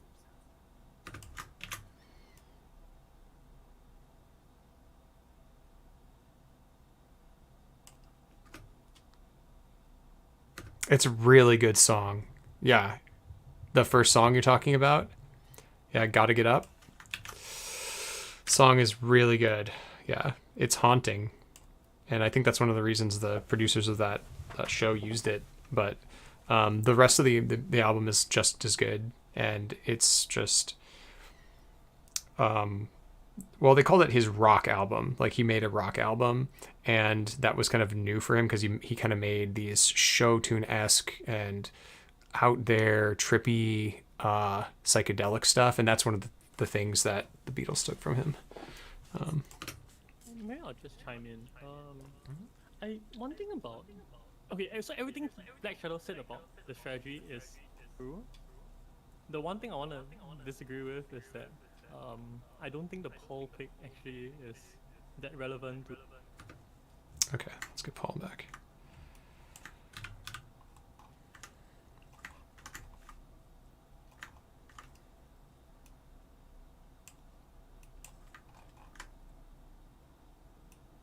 Whoop.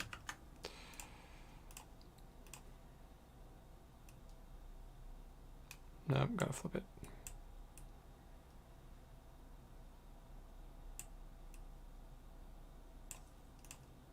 Paul pick actually is. Sorry guys, realizing that I'm making this like way over underneath my image, and I will make a little bit bigger. There we go. That relevant to the strategy. You can do it with any leader. Like any leader is fine. Any leader is fine, not Paul. One thing about Paul's not necessary. play your ring, like hopefully round 1 or round 2, or round 1. Hopefully round 1 you draw it right, and then you have it becomes a very big persuasion round in generally, because you can kind of see what the top card is. You can kind of plan for your persuasion by that round, and actually A lot of good stuff here from Cheesable. I hope you're still there, Cheesable, because this was a great podcast, and I think you added some amazing stuff to it. So, lots of praise from me and Lannister, by the way.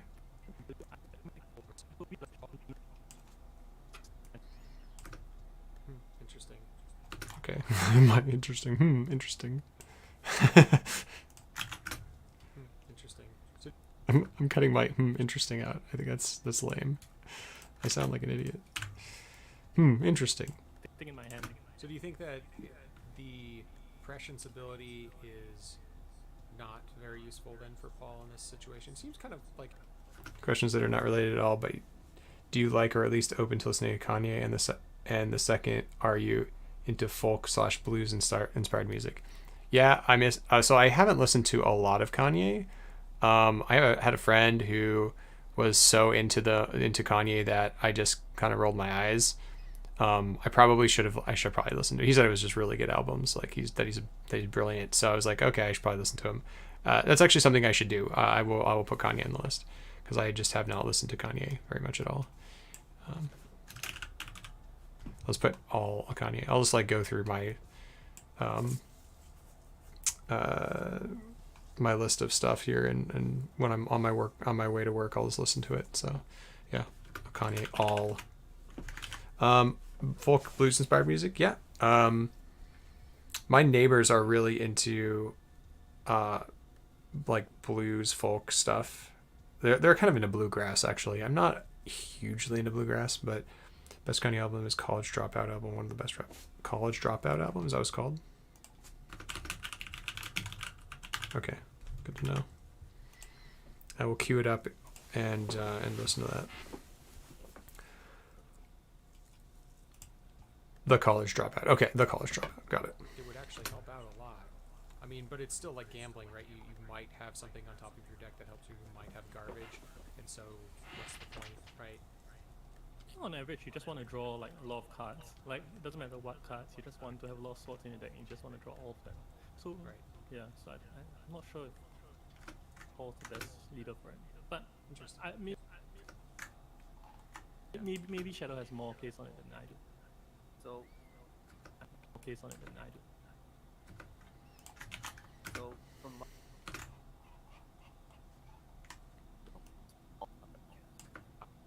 Or the Oh, there we go. playing cards are more consistent. Michael Hurley. Tell me more.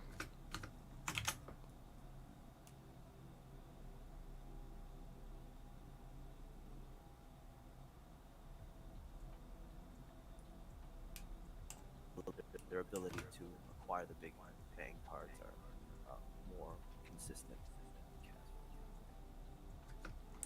What is he saying?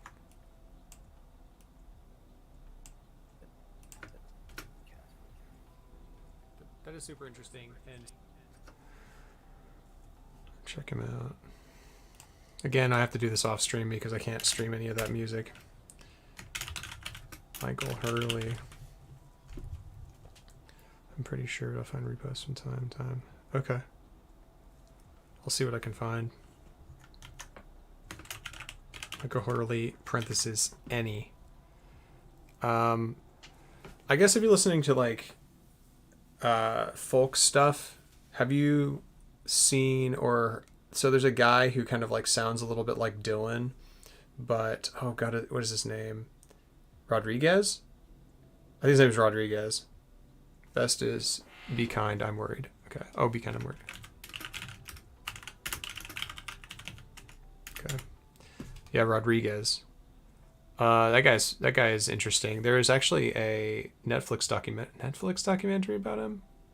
I think it's Netflix. I think it's a Netflix documentary about Rodriguez. Oh, 2 different songs. Okay.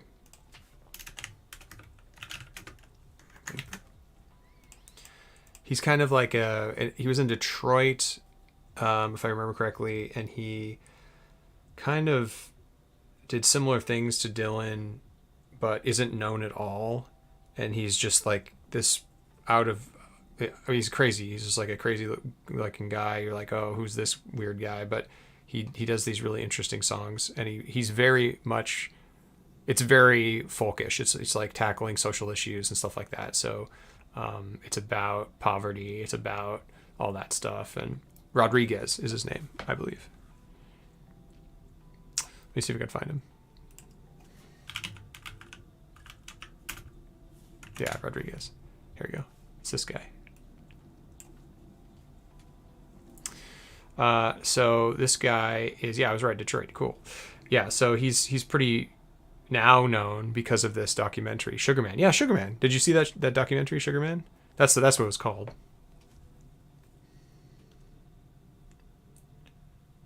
I'm interested if you have seen this because it's a good documentary.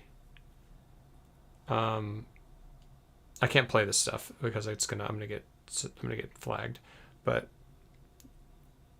yeah, it's good. It's good. I have like all of his stuff and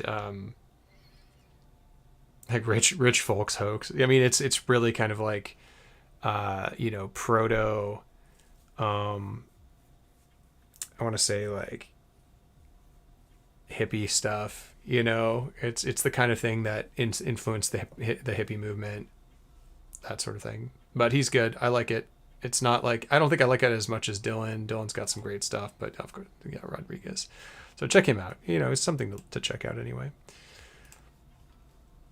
Something you mentioned here I want to kind of touch on, and something that Cheesable does in his strategy guide, so go check those out online on his channel. But he always mentions what tech tiles favor those leaders and those strategies. What tech tiles besides artillery, of course, are best for the strategy? What's up, Ashwin? What are you doing, buddy? I'm partying in here. We're talking about music. We're talking about board games. Yeah, man. What's up?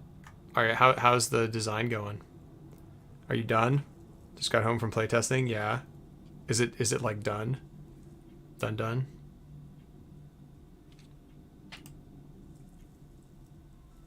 Artillery is the first strategy we discuss. I'm only this far.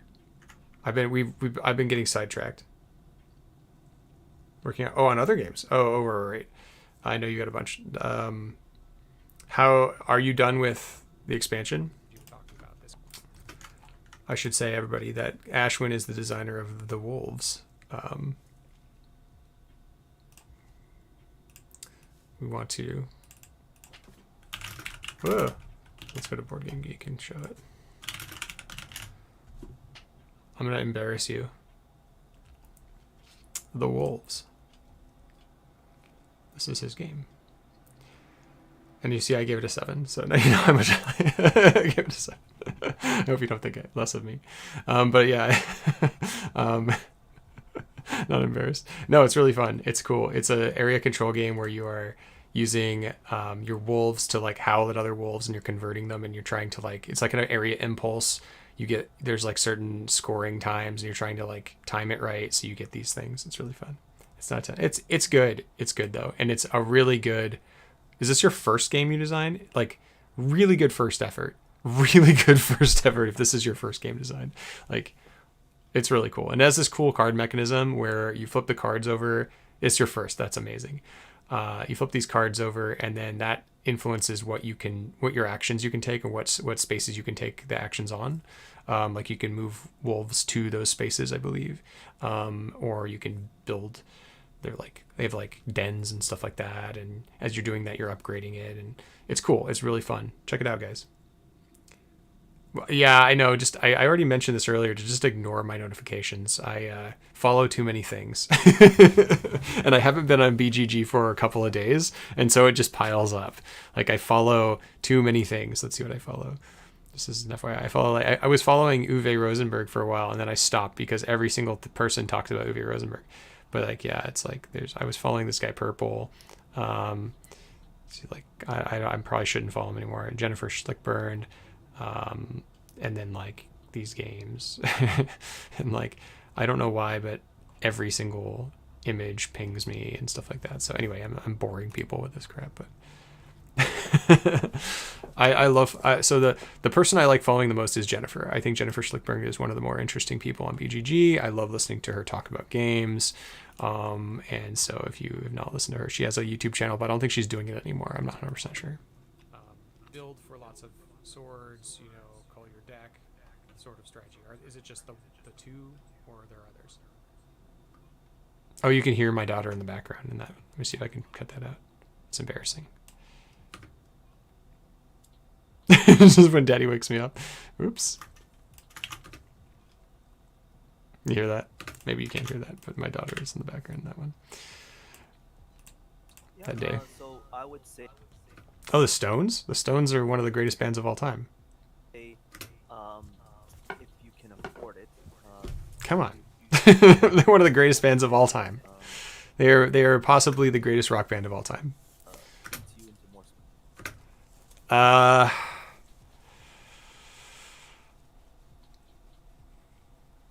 Best song?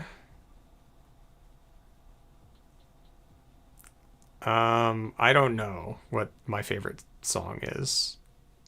Leave It Raw, that's a good one. Less editing. Just leave it raw. Just don't even edit this. Swords. That one's more expensive, so I would say that's a late game purchase, but definitely not an early game purchase. Beast of Burden, Miss Easiest, You. pick Yeah, up those are after good. The artillery is the wind traps. Allows you to keep diving into combat non-stop. Drawing extra cards. Yeah, it's been a while for me too.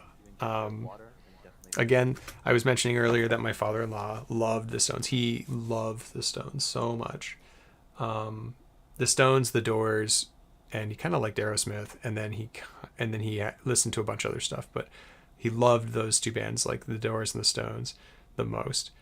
And he's the one who introduced me to them. So yeah, they're amazing. Also the stuff the Stones did, the David Bowie kind of compilation stuff that they were doing, like Dancing in the Street, or not all of them, but those are great too. I'm a big fan of David Bowie, so if you have not listened to David Bowie, go listen to David Bowie. He's pretty weird. I can tell you my favorite David Bowie song. I do cover his bands. I recently did a couple gigs. Oh, really? Nice. So, like, which songs did you cover usually? Like, that's pretty awesome. Other addition I like is the restricted ordnance. It's overkill, but it basically guarantees. Restricted ordnance. Okay, hold on. Game purchase, definitely not early game purchase. Easiest. Hold on. Swords. It leads you into more spice. Yeah. So I would say, if you can afford it, you should get the Holtzman. Holtzman. I've forgotten to like add things to my video. Engine. It leads you into more spice plus flows. It leads you into additional cards, which is additional swords. That one's more expensive, so I would say that's a late game purchase. Definitely not an early game purchase. Easiest pickup after the artillery is the wind trap.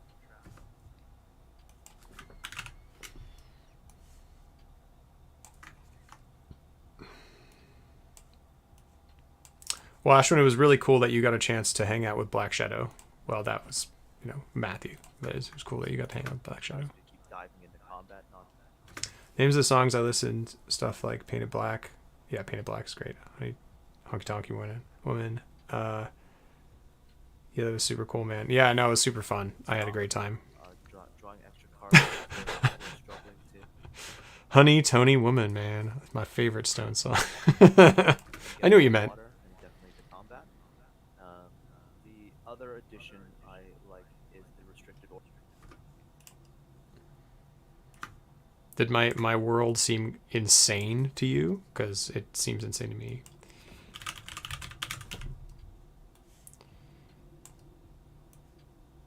Ordinances. Like I do this. I work full time. And I try to find time to do other things like play board games with you. Overkill, but it basically guarantees that the entry fee is substantially higher than anything else.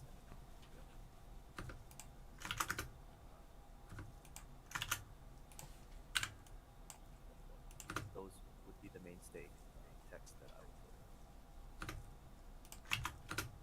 And skating on Saturdays. And today, I went skating today. I went skating from right after work to 8 o'clock. Then I came back here and I'm editing this. Hell yeah. Yeah, I agree. Wind traps. Wind traps is the key.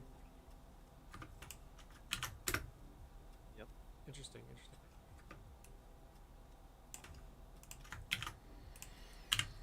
Wind traps is very good. Interesting.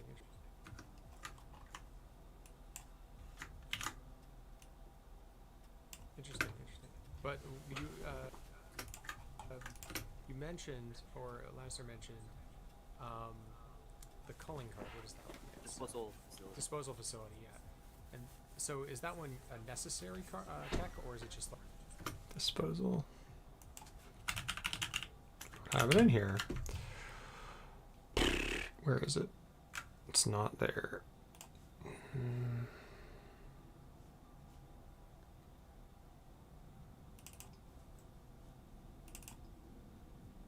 Here it is. Whoops.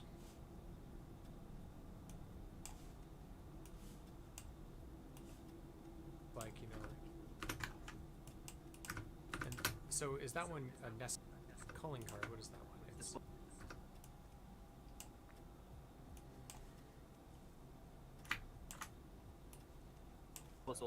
disposal facility, yeah. Let's see. Make sure you take time and or split duties. I used to run multiple podcasts and took so much time out of my life to edit those nonsense shows. It was worth it, but then there was burnout. Make sure you take time and do or split duties. Right now I'm doing covers with The Who. Yeah. I haven't listened to The Who for a while, but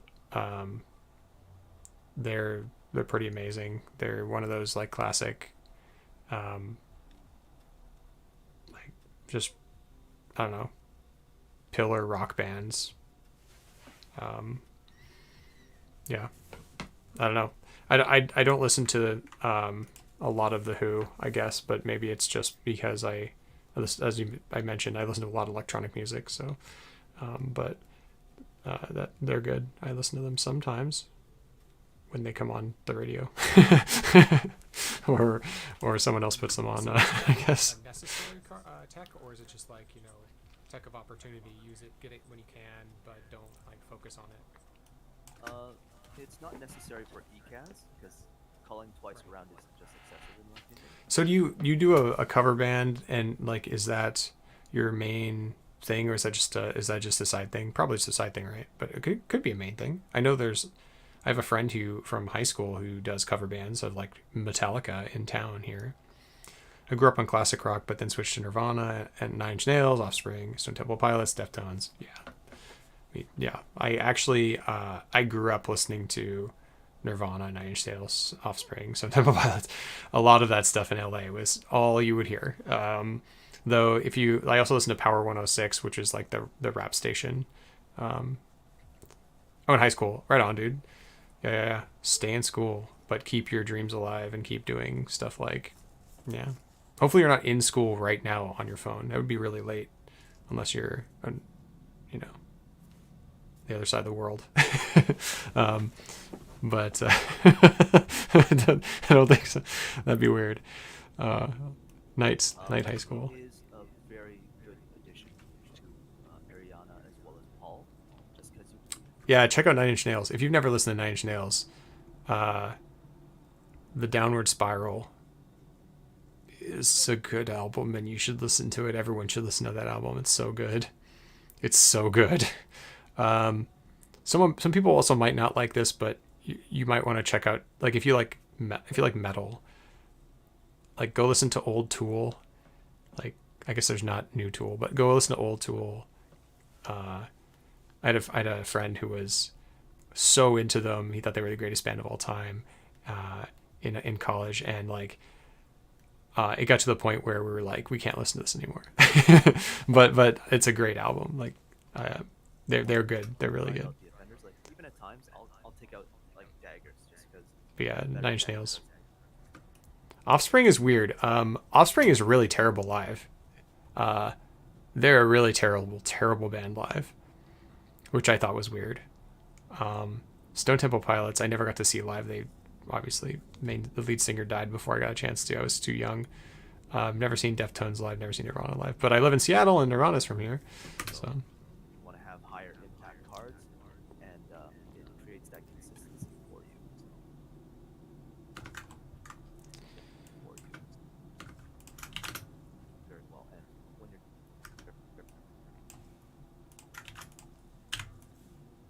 very well, and when you're drawing that much, you're bound to get the 6 persuasion at some they tried to market a hot sauce. What? points or more points. So it That's loses its value. crazy. I actually didn't know that. I'm gonna look it up. Yeah, I gotta look this up. Hold on.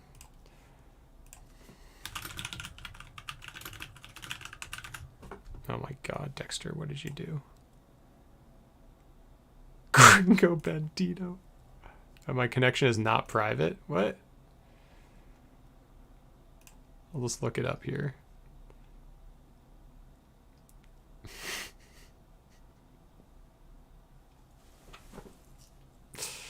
Goes great on tacos. I don't understand why they had to do that. Is this guy really into hot sauces? When did this happen? Oh, this was a while ago. This is 2016 from Vice. But then there's like a pepper scale thing for it. Doesn't pack a big punch.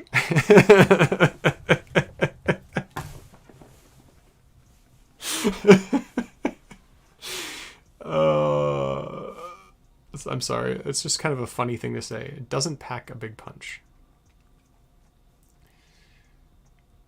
I mean, I'd try it. Heat is slightly underbalanced to flavor. I don't know. Whatever. Well, let's move on. I think we all kind of like agree that this is a meta strategy, something we need to be paying attention to. Lanny, why don't you introduce the next one? So there's a number of videos where we talked briefly about the Sonic Snooper Beast strategy. Yes, let's do that. Yeah. So the strategy behind Okay, Sonic Snoopers.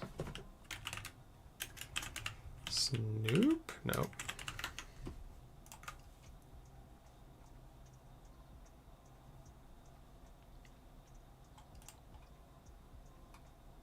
The heck is Sonic Snoopers? Where is it? There it is.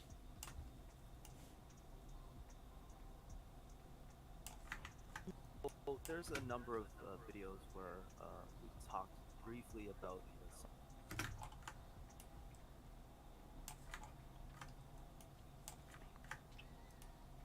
the Okay. Beast.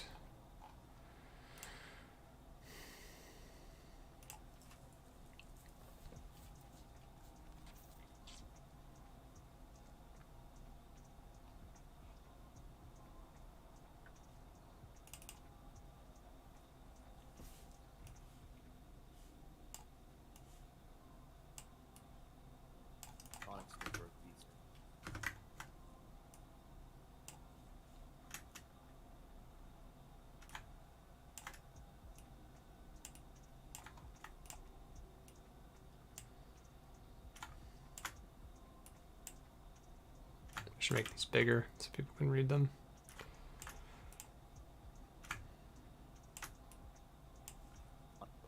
Sonic Snooper Beast strategy. Yes, let's do that. So the strategy behind this is your first turn, you immediately go and grab the Sonic Snoopers with Beast. Reason being is because Beast starts.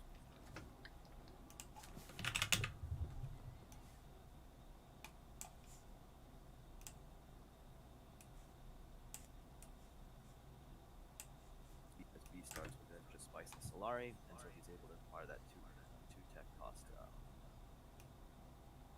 technology. So the idea.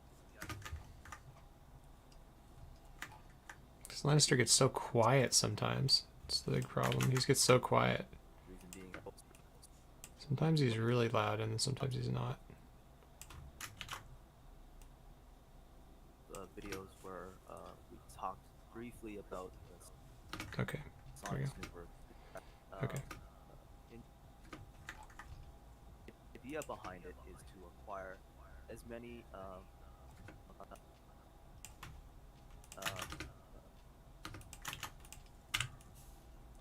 many intrigues as possible, going through Karth,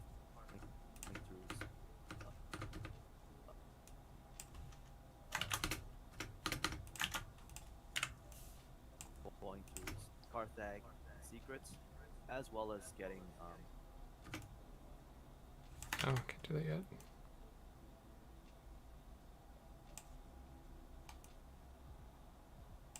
the idea behind it is to acquire There. as many Here. intrigues as possible. Hey, what's up, Lanny? What's up, buddy? I was just saying that sometimes you're really quiet and sometimes you're really not quiet so I have to constantly up your sound. Nirvana is always good, Ashwin. Yeah, Nirvana. You can't like go a day without hearing Nirvana if you put the radio on here. It is annoying after a while. I do love them though. My favorite album is Bleach and In Utero are my two favorite albums. Bleach is so good.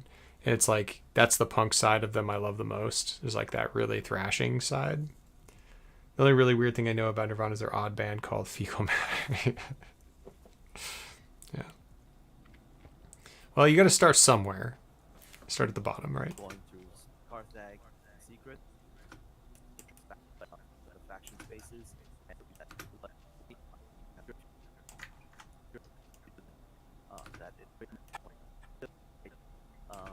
the idea is to get rid of most of the VP cards if you got them too early.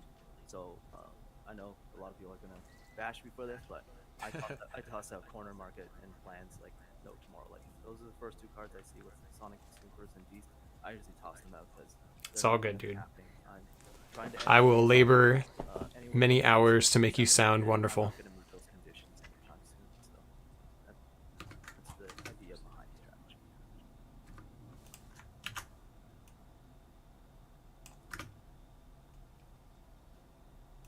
Have you seen this strategy, Cheesy? I mean, I've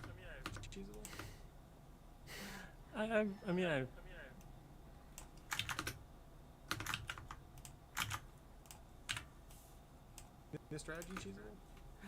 I've seen those game where Sneaker Dead was playing it. Yeah, We start talking about Sneaker Dead. in the He'll be conference, pleased. So it came up. I'm not so sure whether it was like he had it in mind. Like it was tech is there, Yeah, what are your excuses? Go get and then he popped yourself up. a good mic. Something like, I don't know. You get this. I got this J Labs, pretty good. Most underrated Nirvana album was Incesticide, probably because of the gas stations. Incesticide. I think he has boasted about. That was a pretty I'm trying to remember if I really remember that album. I mean, I had all their albums. Yeah, Sliver, yeah. About the time. That one, Sliver's on Bleach, I believe. Isn't it?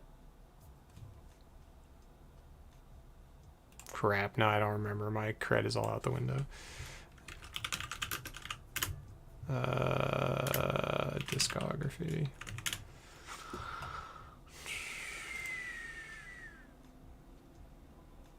Oh no, it's not on this one.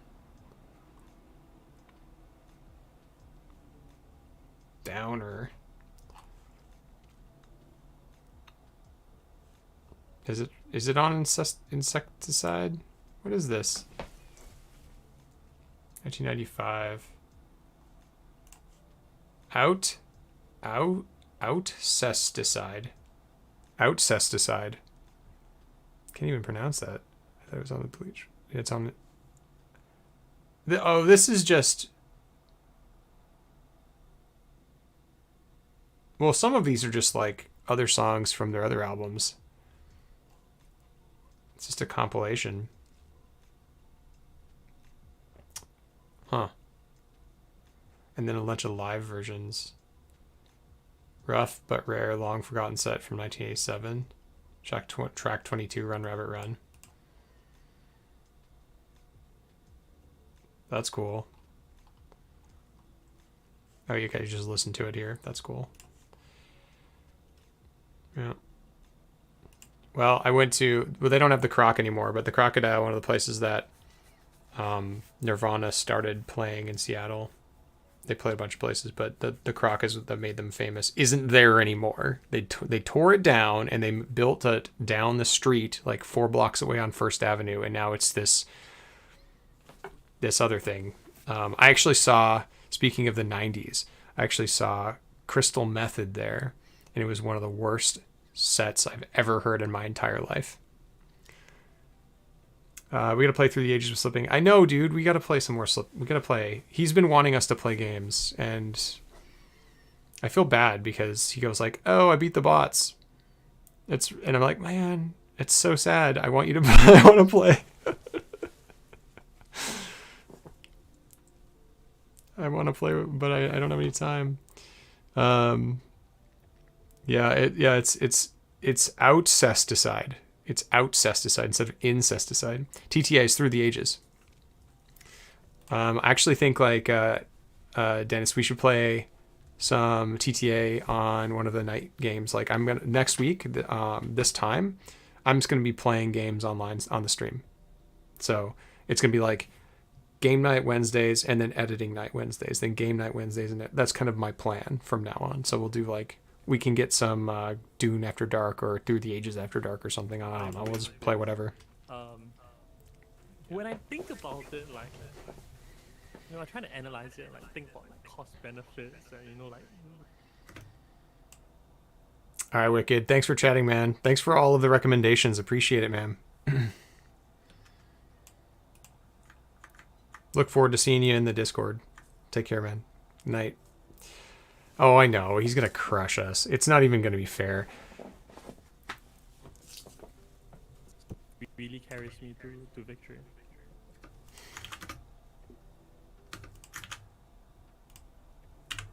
This was a really good podcast, Lanny. It was really good. I think this was like one of the best ones we've done so far. I mean, I played the strategy a couple times, I think, with you in the game, Lannister, and I think it did okay. But I also think that this strategy, like, obviously you have to... I'm calling your strategy Mimi. Sorry. Like, refine it is something that you hold very dear to you. So, again, I'm not as good as executing this as you are. But I thought I did okay with it, and I thought it felt like a second, like a second place kind of strategy. I'm gonna skip that part. I don't want you to feel bad. I can certainly see that. I can hear the disappointment in your voice, sir. I can certainly see that.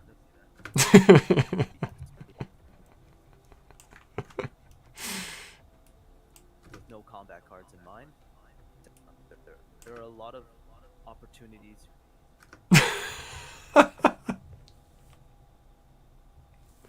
Where you gain this extra resource or this extra win because people aren't going No, he's not dead weight. in view. He did great. And I think that is an additional part of what makes that strategy great, not just in what you acquire. He's editing another video right now, so we're having an editing party. He's editing a 2.5-hour Dune Imperium game, and I'm editing this hour and 20-minute podcast.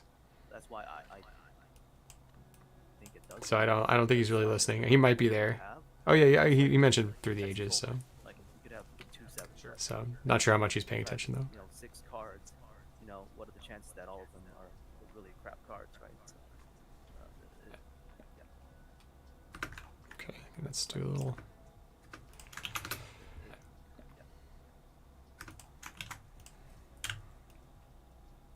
I do like this chill out station. This YouTube station is pretty nice. By the way, in case you're wondering what I'm listening to, it is 3 hours of lo-fi beats to study. No copyright lo-fi hip hop mix 2022. To be said for the fear of those intrigues. I mean, that's important. But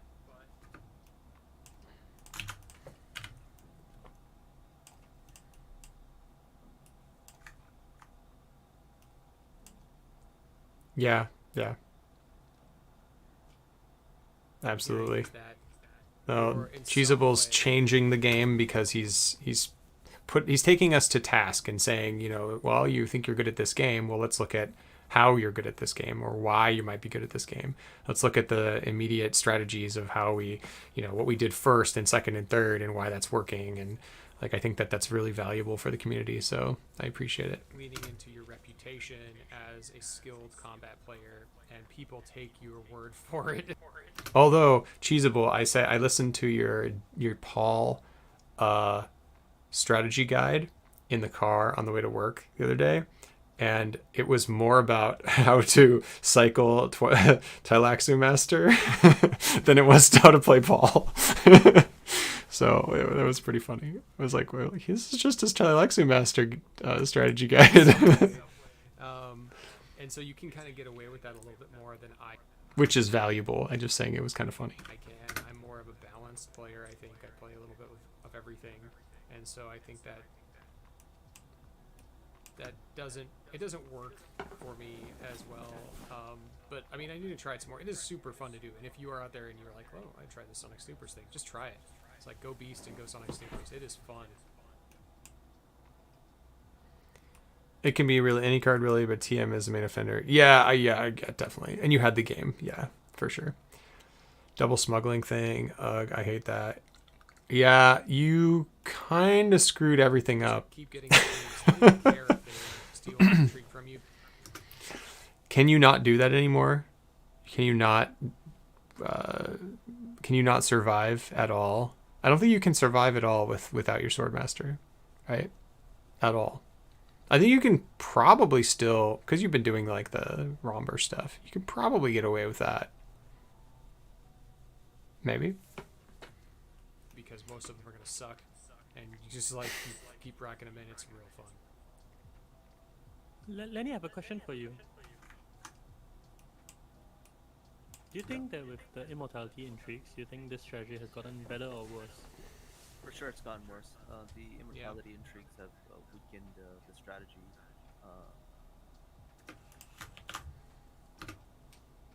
For example, I want to win fights. I don't want to lose Right. fights. So It's super. Imperial cards are totally random. Yeah. I guess if you get some good stuff, like you get Kwisatz, you get Twisted Mentat, and you get something else, you probably could do it. where you're giving up your troops to get specimen cubes and stuff like that. None of that stuff I want to see. I want to win fights. I don't want to lose Right. fights.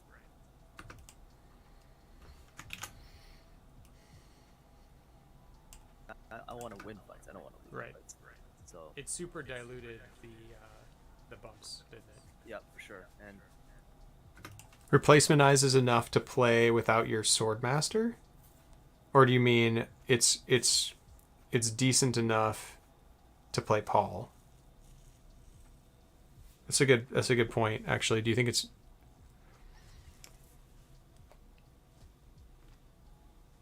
You can, but it's risky, less consistent, because if somebody RNG beats me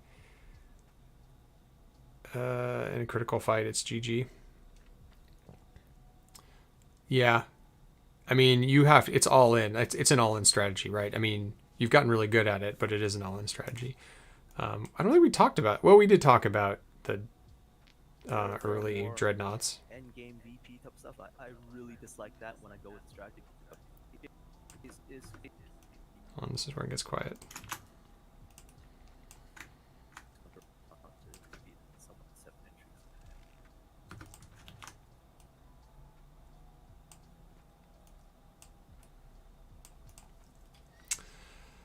Without round 2 Swordmaster, round 3 Swordmaster depends on combats mainly.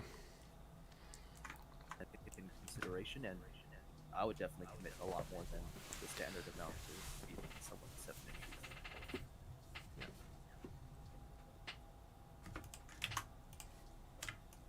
It's my turn to go, and we're going to talk about a different strategy. One we've talked about several times on this channel, I think, and one that you popularized, Lannister, so that's why I'm talking about it. I hope that's okay. Yeah. So this is the I pick Leto, I take Carino Gene. Carino jeans. I pick Leto, I take Carino jeans, I win the game. Give me my images.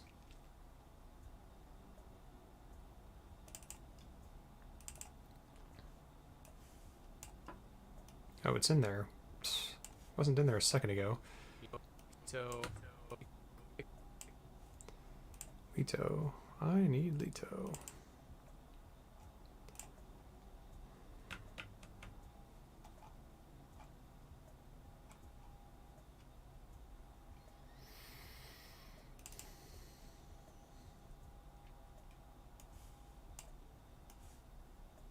Ah.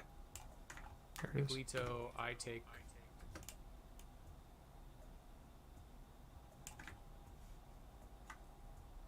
Carino.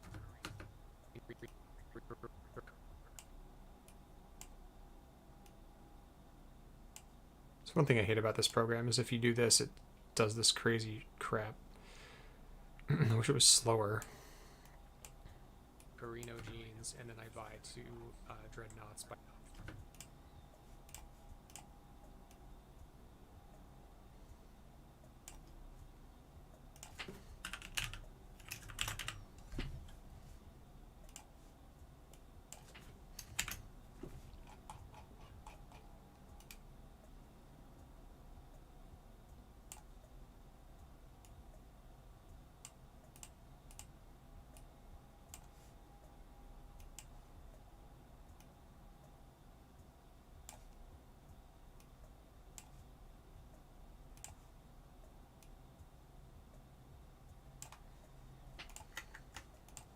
I buy 2 dread.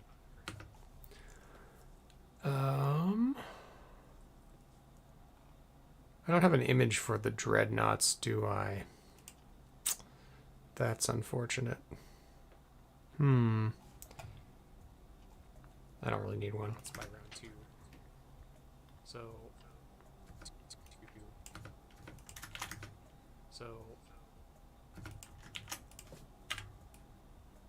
by round 2. The way that this works is you have to have Leto. Carino jeans needs to be in the Tlilax row, and you probably need to be first or second. Best if you're first. And what you do is you immediately go to wealth. This requires you, by the way, to hit one of your access cards. So 1 in 5 chance to hit your access card. It's not terrible, but it's not great. You hit your access card, you go to wealth, and then your second action is to go to dreadnoughts. And with Leto, you get a discount, so you can go to dreadnoughts for 2 Solari. Oh, you think Sneaker's the best immortality player? Really? And you know, move That's on with your interesting. life. That's your first round. In the second round, you hit up. Or sorry.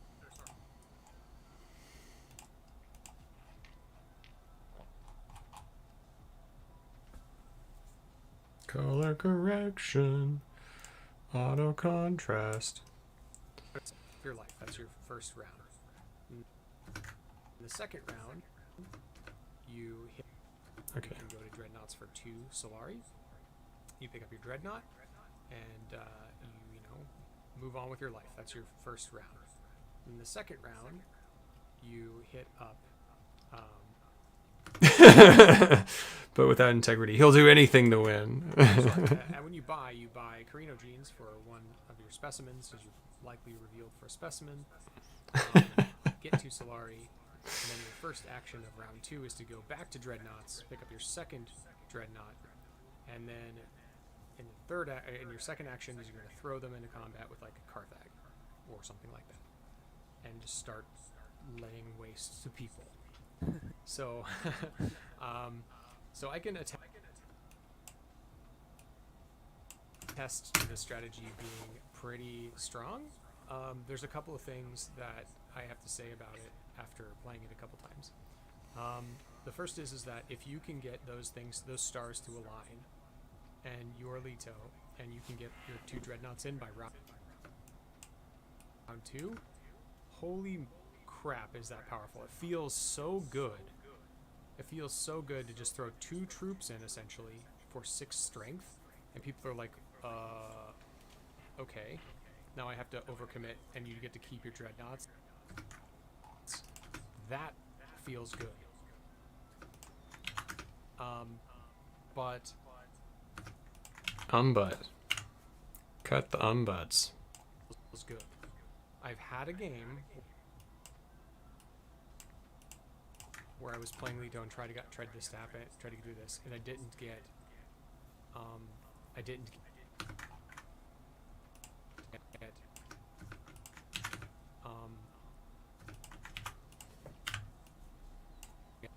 I didn't get my access card round 1, and that felt bad. So I had to go smuggling, which is fine, you know, and then do some other stuff. And that's not too bad either, because you can still do it round 3. Getting early Dreadnoughts is fine, but the round 2 Dreadnoughts, it's cool. I think it's a little bit like it's like borderline for me. Like if it were more consistent, I'd say it would be a strong meta strategy. Otherwise, I think it's like, if everything goes well, do it, kind of thing. I don't know, what do you guys think? Go first, Cheesable.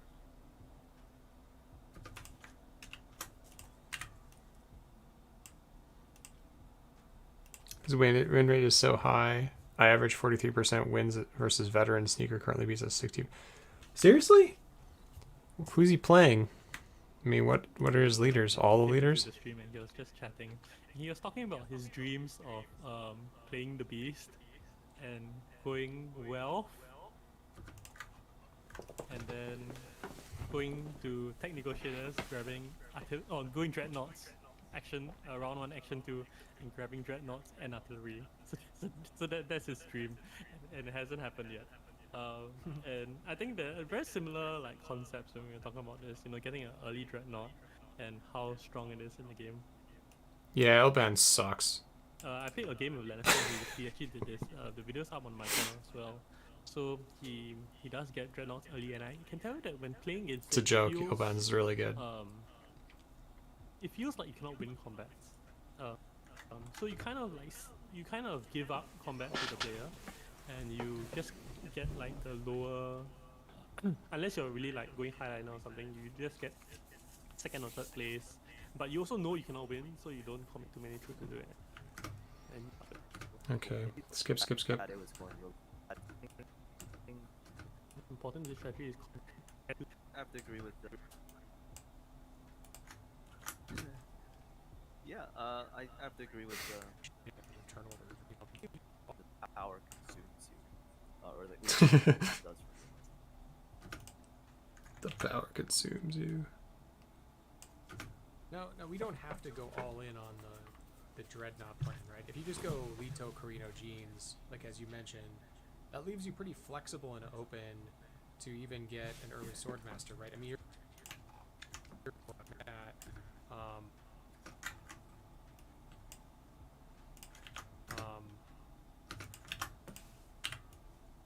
not out of the game.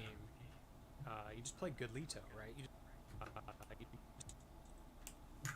play good Leto, right? You just play a good game, doing your core stuff of building your economy, getting your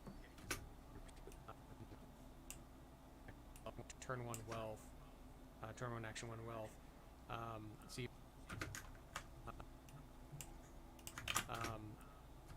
Need to play some more Dune, guys. It's been a while. Even A couple of weeks since I. and then, 1 week, I guess it's been 1 week. Expectation of getting your Dreadnought round 2, and it doesn't work. Like maybe someone else gets there first. Ask Sneaker to submit more stats, please. He has only 4 out of 7 in the database. See, it's lies. When you're out of order, 50%, It's not 50, 65%, whatever. I come second to light by a smidge, but he's definitely more efficient than me when he spectates. His inputs are so sound. We'll have to get him on the channel and play some games with him. Yep, that's definitely true. That flexibility. It's not the end of the world, right? Yep, that's definitely true. That flexibility, much more valuable for him than any. Going back to that Dreadnought strategy, the Dreadnought strategy, you don't have to technically do 2 Dreadnoughts into combat immediately. Just for everyone's understanding, you can do first action Hardy Warriors and then grab your Dreadnought. That also works too. The reason why I say that is sometimes necessary is because sometimes people want to get in your way and they shove in the Hardy Warriors. And since you're only able to put in 2 Dreadnoughts and a troop that's also a strength of 8, so they kind of push you and go like, well, is your 8 better than my 8? Well, technically it's too late. And, that Dreadnought's going to be ready for round 2 anyway, so, or round 3 anyway, so you're going to be fine.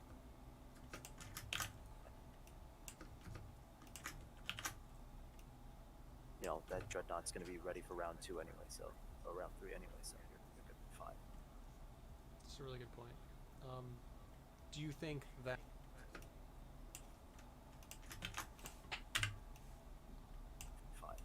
Do you think that for players who are going to try to pick up this strategy, that they should first start to just work at basics for Leto, like general pacing and tempo plays?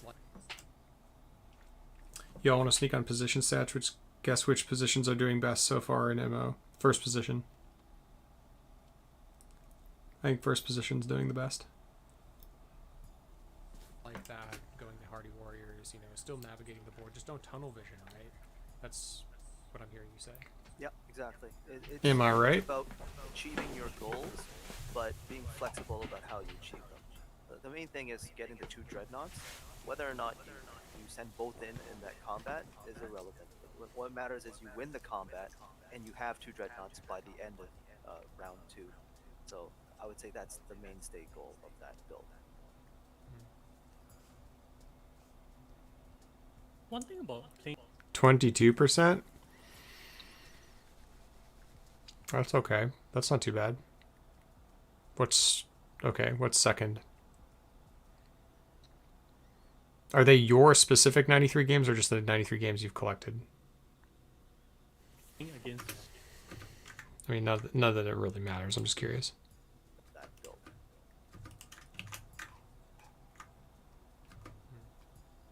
Oh, 93 games collected. Okay. playing against this strategy, right? So against Third, 23%. Uh-oh. That means that either second and fourth are, one's really high and one's really low, probably. Okay, what's fourth? So let's say you're playing against someone who has a lot of swords in their deck or has dreadnoughts that they're constantly putting in. One thing is that 27%? against it, right, is that you should just kind of limp into combat. Second, 29%? What? That doesn't even make sense. Why is fourth 27? That's so high. That doesn't make any sense. Like, put in one That's troop crazy. I mean, it's and good. Just lose the combat, It kind of sucks if you're first position, I but guess. you win in terms of value. So you put in a one troop and you maybe She's 29. and if even Excuse if you me, don't get third 29% place, like is other really people are high. putting in more troops than you to get third place. So what that results in across the entire game, right, is that when it so back to like the game that I played with Sneaker and Lannister, where Lannister went 2 dreadnoughts, right, is that when it comes to round 7 and round 8, right, because What's that doing there? the other How far am I? I'm like halfway. players haven't been putting in a lot of troops, they kind of have like a gap and hopefully they play as well. We're gonna speed this up.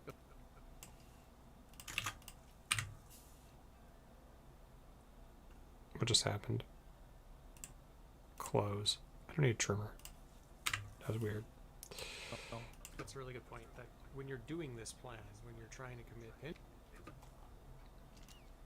Yeah, hopefully we get a slightly better win rate. I mean, I actually think that it sounds a little bit like the 27% fourth is like a good player is sitting at 27 is sitting in fourth position, and then the others just like fighting.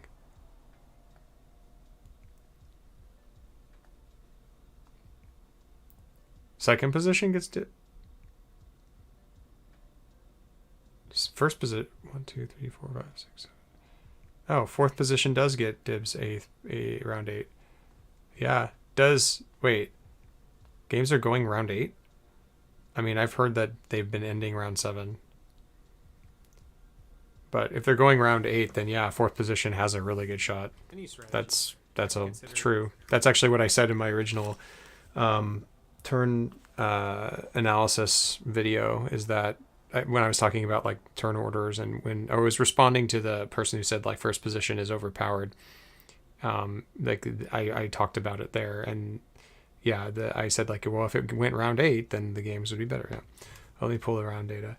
Veterans generally close out the game around 7, but I find that most beginner mid-level players are around 8 or so. That's why for the position they're probably. Oh yeah, that's probably a good point. What your monopolization on Yep. any particular element of the game is doing to other players, right? In this case, it's causing them to stockpile, and they're just going to wait and go for it when they need to, right?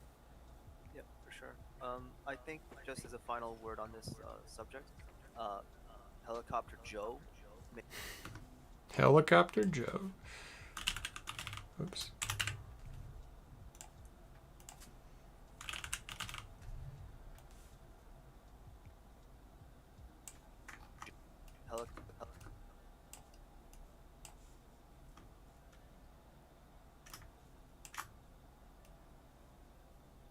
Helicopter Joe makes this strategy so strong. You literally just dump in 2 dreadnoughts, and you decide if you want to send in that extra troop, and that's basically 11 swords right there. Wait, can you throw in dreadnoughts with? No, Helicopter you send in 2 dreadnoughts into combat, Okay. and then you leave the troops behind, and then when you reveal, you send in 1 troop or cube in there, so like, you have Oh, I see. two- Like two 5 from the- extra swords. 2 from the cube. Lanny, are you playing a game right now? You usually like do 2 or 3 things at once. Are you playing like a game of Dune while you're talking to us in the from chat? swords, and then 6 from the dreadnoughts. That's 11 strength from that. So Helicopter Joe makes this strategy unbelievably strong. And by Helicopter Joe, by the way, for those of you who are tuning in and are like, what the hell card is that? That is the Gunthopter. Right, it's a 4-coster that has... I should have done this earlier because I think we mentioned it earlier. Yeah. No, it has... It- yeah, it- is it it's just as... Desert and a City? city axis. Yeah. Okay, and it says that when you play it, you everyone loses a troop in their garrison, and it also reveals for 3 swords, and you may throw up to 2 troops into combat. Is that, or no, it's 1. One troop. From the 1 troop into combat. So it's effectively worth 5 swords when you reveal it, which is pretty strong. It's insane. one thing I want to mention about dreadnoughts in particular. So I know this strategy is immortality specific strategy because you need Horino genes to get your 2 dreadnoughts. But dreadnoughts overall in immortality are a lot stronger. Um, so in X immortality. That's a really good point too. I I somehow don't believe you. We haven't really been distinguishing, but obviously we're talking about immortality here. Ix is a different beast entirely. It plays a little bit differently, and for a long time, players have thought that dreadnoughts were not very good. But then somehow they be showing up a lot more. Important distinction to make. Thank you. All right.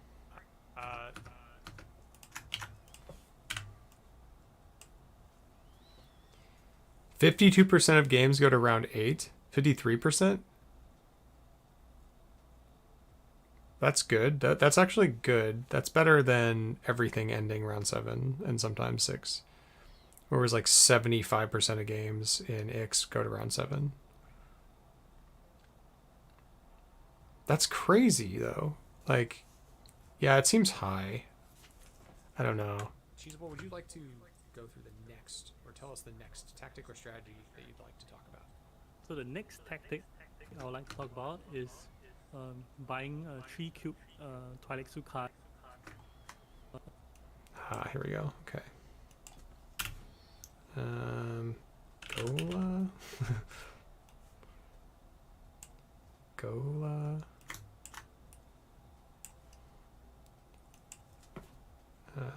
What's the other card called? I have this open still.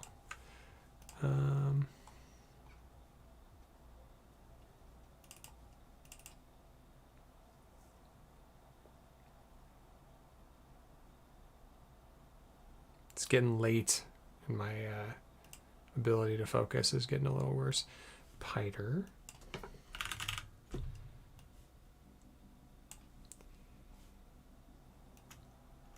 Let's make him the same size. Whoop.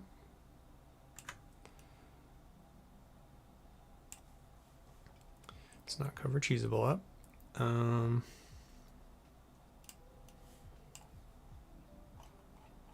Oops. What's it called? Stitched.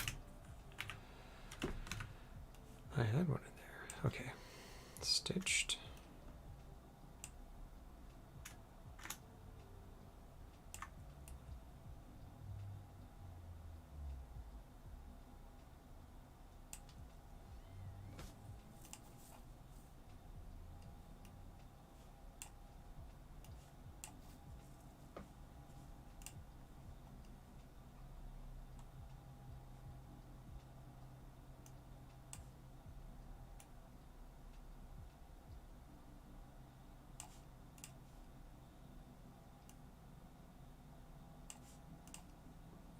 Buying a 3 cube Twi'lek card as early as round 1.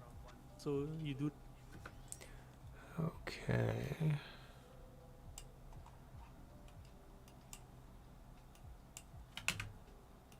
There are too many scientific breakthroughs in here, apparently.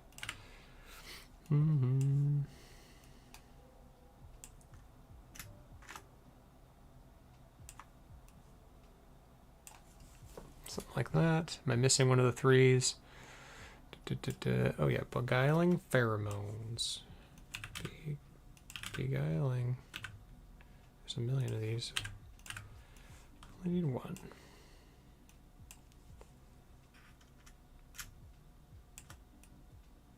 That's good. Okay. Where am I gonna put this thing?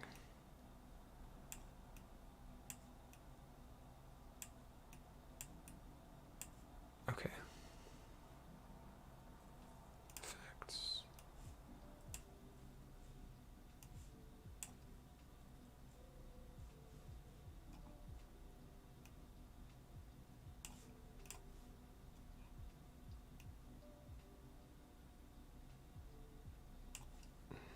That looks better. Buying a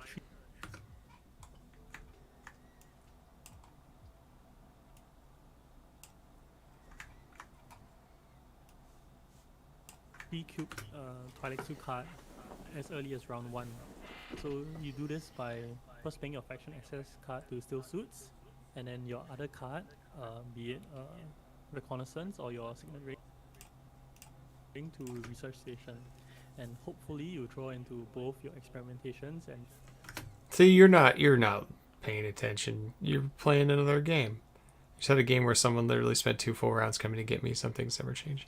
Why you do this to me? the research will grant you an additional Twilight cube. And using these 3 cubes, you're able to buy something. Not that it matters. I don't actually care. I No just one think else it's can funny. stop you as long as you go to Still Suits early, and you have. I mean, if you have both experimentations in hand at the start, then you already know you have it. And even round 2, unless someone does something similar, it's unlikely that they are able to snatch this 3-costed Tidus card from you. So you can do this for some of the more powerful cards, and I think Stage Horror is the one that really shines in this strategy.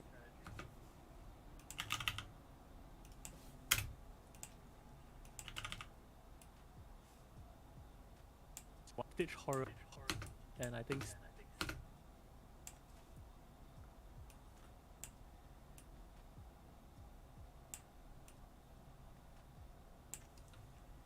Stage Horror is the one that really shines in this strategy. Yeah. Well, I'm at 50 minutes, so I'm getting there. Yeah. I think this is.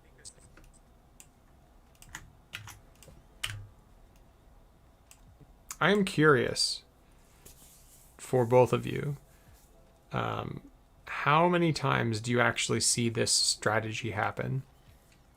How often do you see somebody going to Research Station to just buy Stitched Horror, Piter, Gola, Scientific Breakthrough, or Beguiling? How often when they're out there? Is it every time? Is it something else? A legitimate meta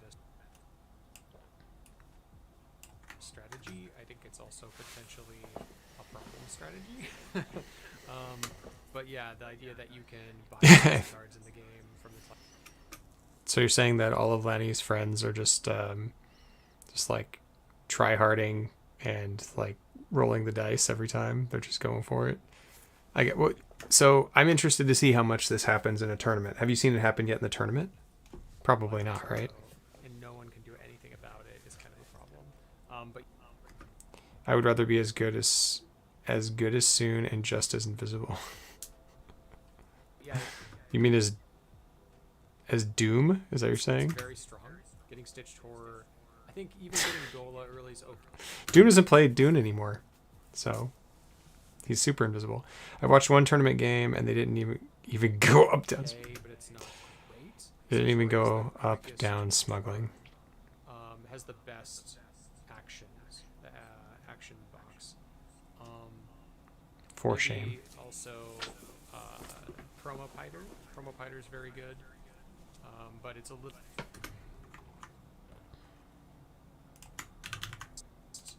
Action has the best.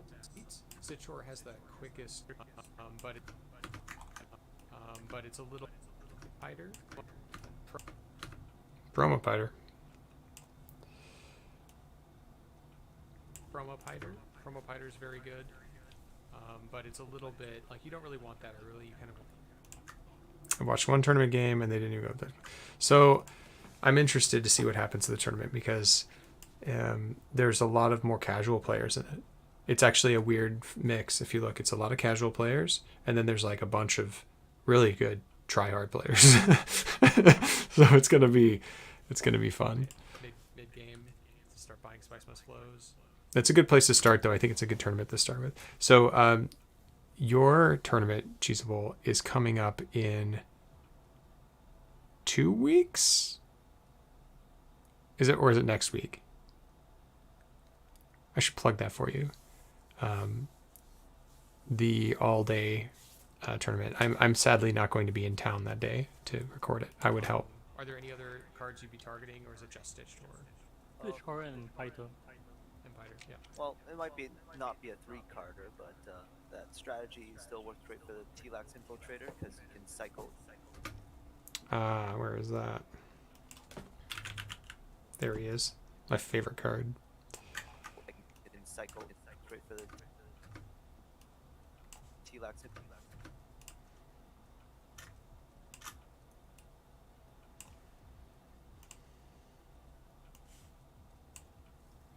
This Saturday. The 8th. Okay.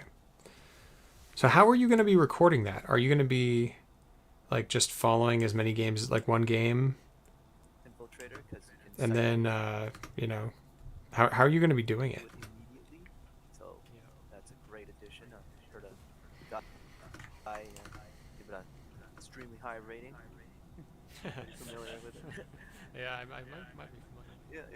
Yeah. So yeah, I think it's a legitimate strategy. There's two major benefits to it. You get the Yeah, it's pretty hard. really high quality, pretty hard. 2 or 3 cost turn. Recording games is takes a lot of time. It takes a lot of time. Fun record finals maybe once. Yeah, that makes sense.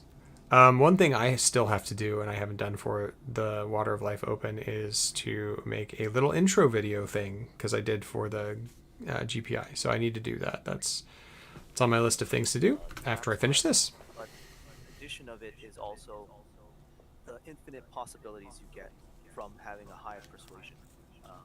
I'll probably leave it on and comment in the post. Yeah, that makes sense. Also, don't worry about like adding anything to this one. I mean, just do your own edits and post it. I don't think people are going to care. I think you know, once we get rolling, I'll have some more things I can send you if you wanted to add like an intro thing or something like that. Most are sane enough to save their water for spice. Yeah. And this is where They should. I think it lays waste to the landscape of possibilities. Give you a very specific example. This was such a good section. Okay. I'm going to move it along because I want people to listen to it on the podcast. And yeah, it's definitely a legit strategy. Boom. Done. Okay.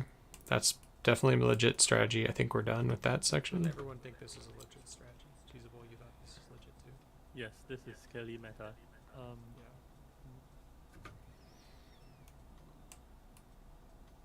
To cut this though. What did I do? There we go. Yeah, it's definitely a legit strategy. So does everyone think this is a legit strategy? Cheesable, you thought this is legit too? Yes, this is clearly meta. It is very strong. The one downside to the Stitch horror apart. We talked about Stitch Shore for a while. Here we go. I have to mention though, there's one weakness to this particular strategy is you end up leaving very integral. This is a really good point you make here. Yeah, 100%.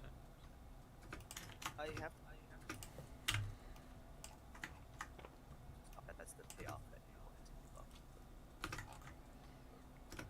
Whatever T-Lax card you're aiming for. Oh Lord. It's when it gets really quiet.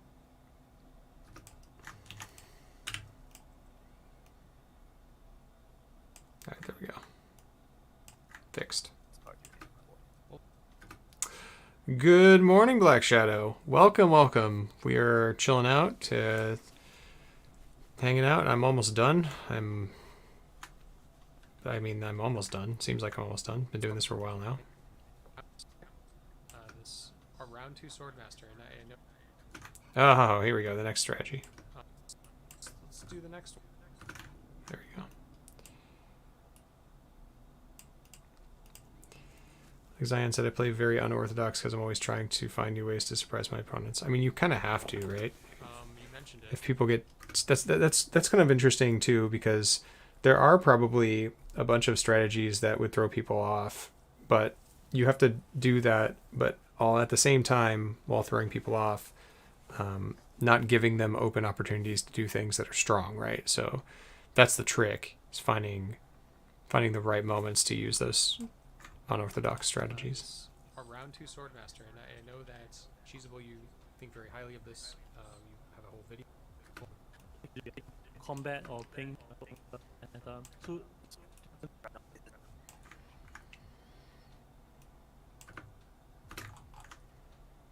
Swordmaster. Yep,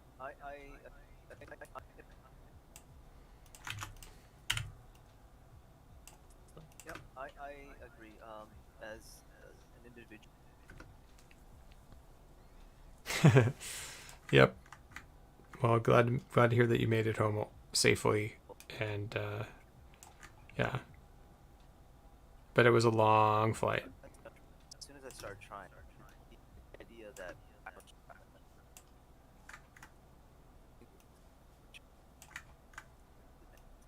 even though I am very, very adamant against the Swordmaster, it's becoming more transparent to me that it's probably the meta strategy, and I may be forced to go against my own. Yeah. It's a long flight, man. Jeez. Hopefully they gave you some good food on there, or you got something from the airport. Like, think that I popularized Ilban spamming Mentat like crazy. Multiple early videos of mine were just me stomping. Well, yeah, I remember that. But that's something that I did a long time ago. In fact, I have a video on it too. So I just want to say that we've been doing it for a while. But yeah, Ilban spamming Mentat is the way to go. To about round 5 or 6, so that you can take more elements in your control with Cheesable's recommendation is on that one. So that's why Jesus Christ, Lanny, jeez, do you like start falling asleep as you get to the end of what you're saying?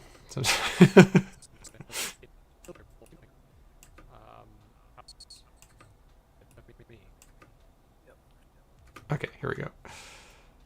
It's fast.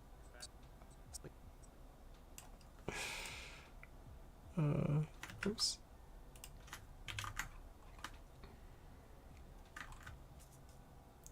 It's always been great for several peeps. Yeah, it is. It is great. Spamming Mentat is one of my favorite things to do in this game.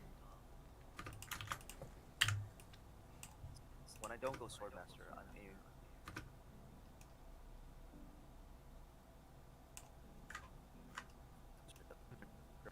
These extra actions by taking advantage. Main reason the main reason the strategy is better overall on the Cheesable side is consistency. What you're getting.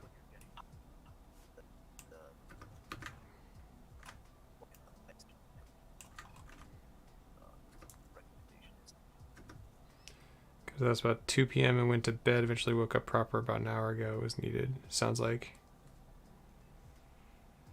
You're probably not back on local time then. You're probably still a little jet lagged, I'd imagine.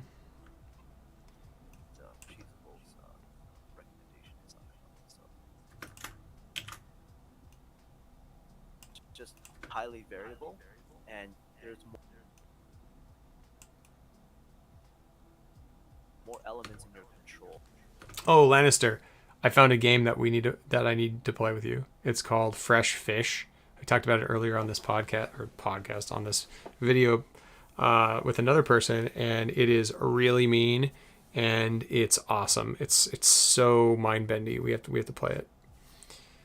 I like to think Orsky lost all his street cred after your vids. Jeez, street cred? No, he's got good street cred. He gets way more views than we do. Put together. He's got all the street cred. All you can eat breakfast. That sounds pretty good. Is that just you going to your fridge? Or are you going out with some friends? With the side of what, so that's why I. Does it? So that's why I think it's more consistent on that level. that's why I think it's more consistent on that level.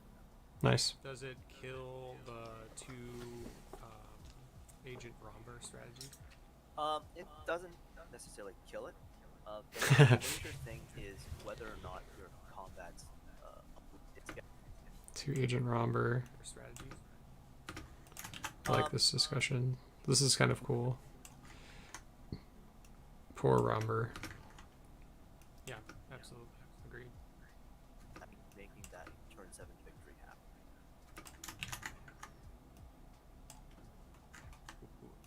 Is doesn't necessarily kill it.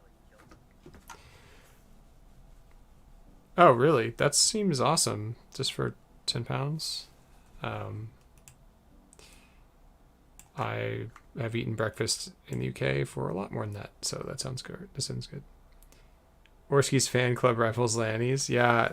Oh, that'd be really fun. That'd be fun if we did a fan club like battle game where it was like, here's some fan clubs of Orski versus fan clubs of Lannister, and see what happens. Yeah, absolutely. Agreed. I think you guys are gonna really like the first Conley. It's gonna be real fun. We're doing some wacky stuff for it.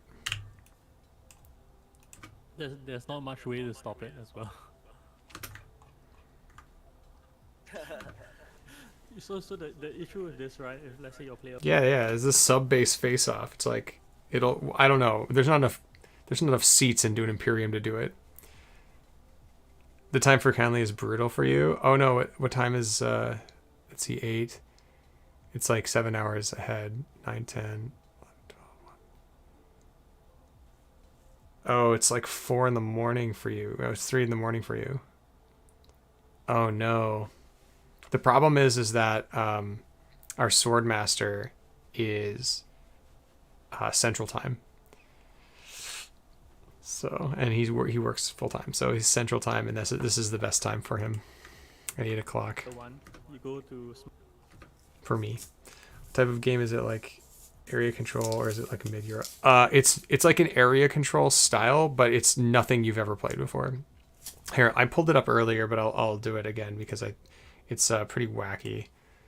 Let's see if I can get it here. Let's see. It's Fresh Fish. I played this version, but we played with the original rules. And this is what the game looks like. It looks like eye vomit.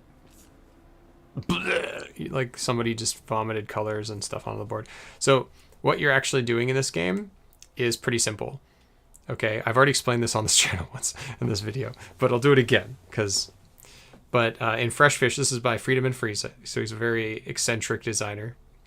What you're doing is you're either placing out these little reserve tokens, which basically are places that you're going to be building on, or you're going to be flipping over one of these tiles. And in the tiles, there are stalls, and there are blank tiles.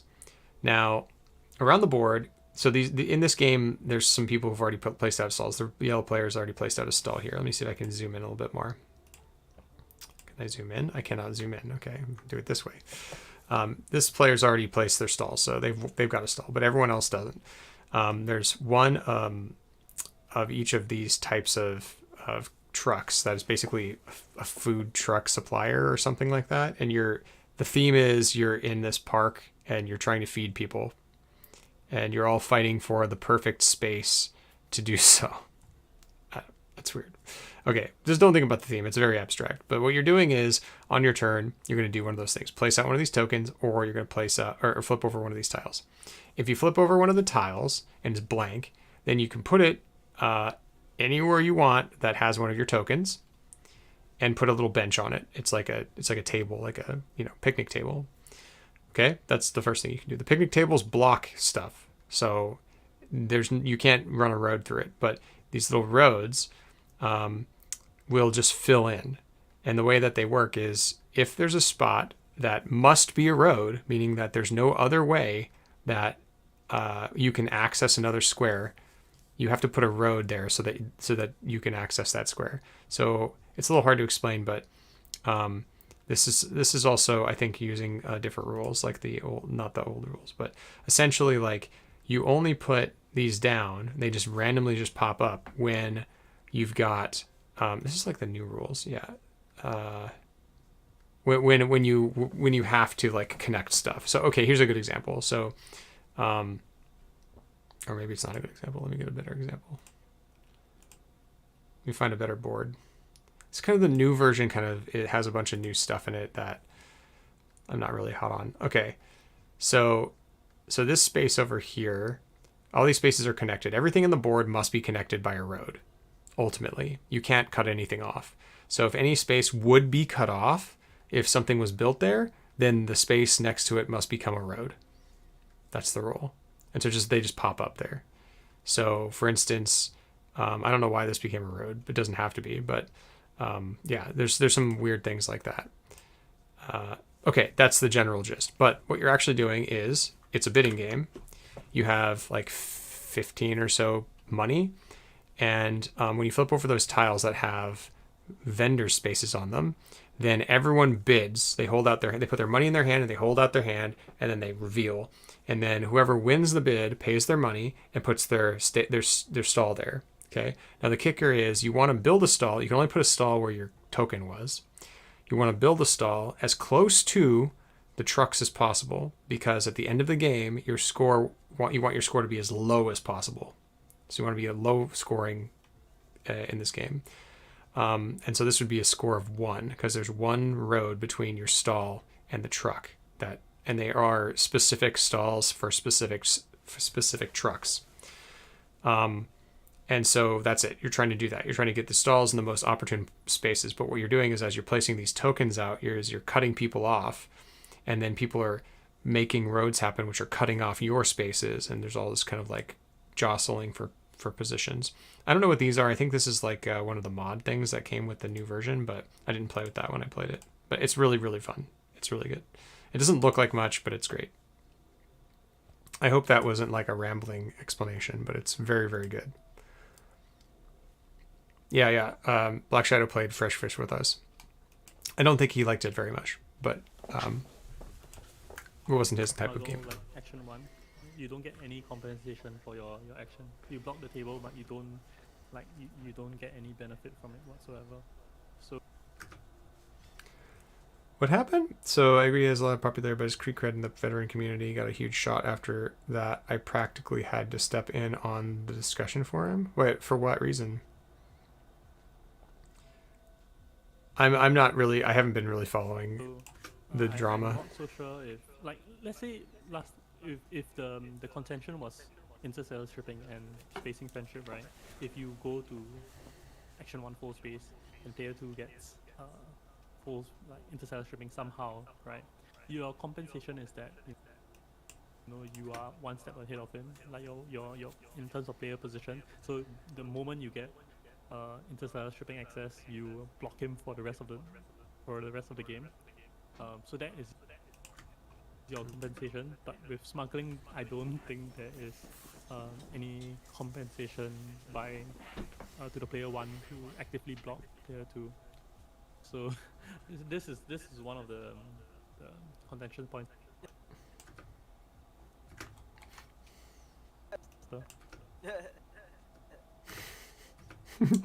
I just hope I'm the one who gets Swordmaster. I'm leaving that laugh in. Get Swordmaster. Well, all right, let's move on. Who's next? Lanny, are you next or am I next? I think I was next. Go for it. So there is a strategy involving the one big combat win. This is basically something that I like to do a lot. It's something particular to Hanjo for me. It might be level 1 or the strategy like that. Points in one round. There's no Now,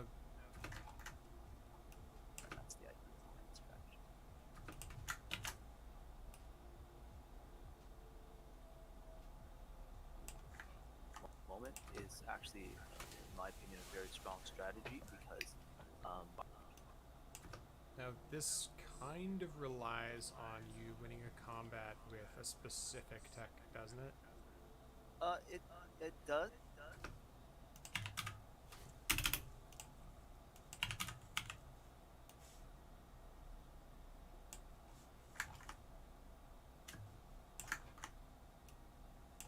It, it, it, Tech, doesn't it? uh, it, it does. So Lenny, what happened with the forum thing? I don't quite follow. I was not there. I have not been paying attention to But that. it also doesn't. So it helps if you have the is it invasion fleet, the one before? Detonation? Yeah. Or I thought, yeah, you're thinking of invasion fleet. I was thinking of Invasion ships. Is it invasion?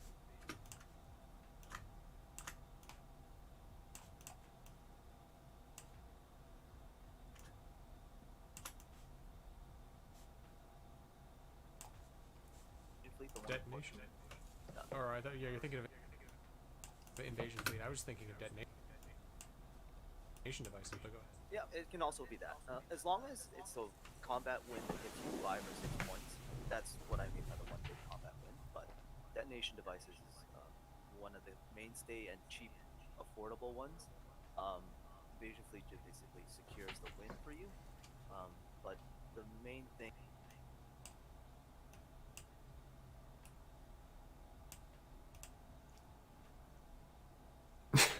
is to be Yeah. able to do So Clover was that great. in time to take out a lot of people.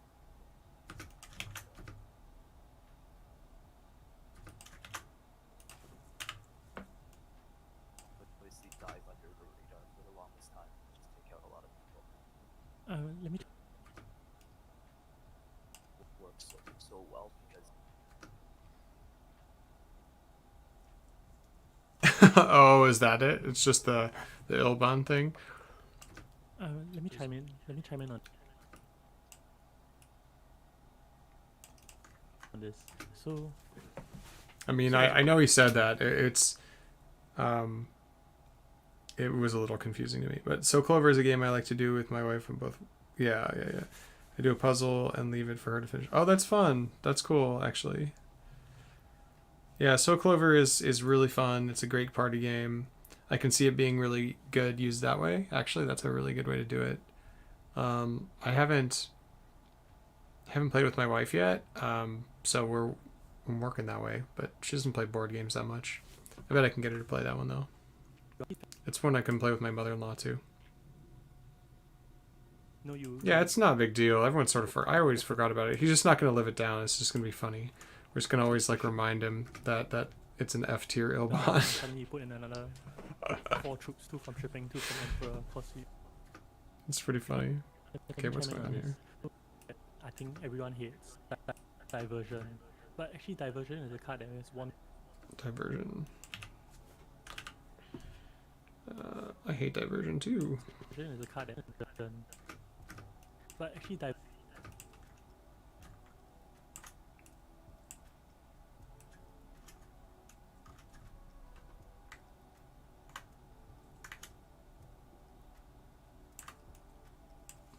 diversion is a card that has won me quite a lot of games, and I don't hate drawing it.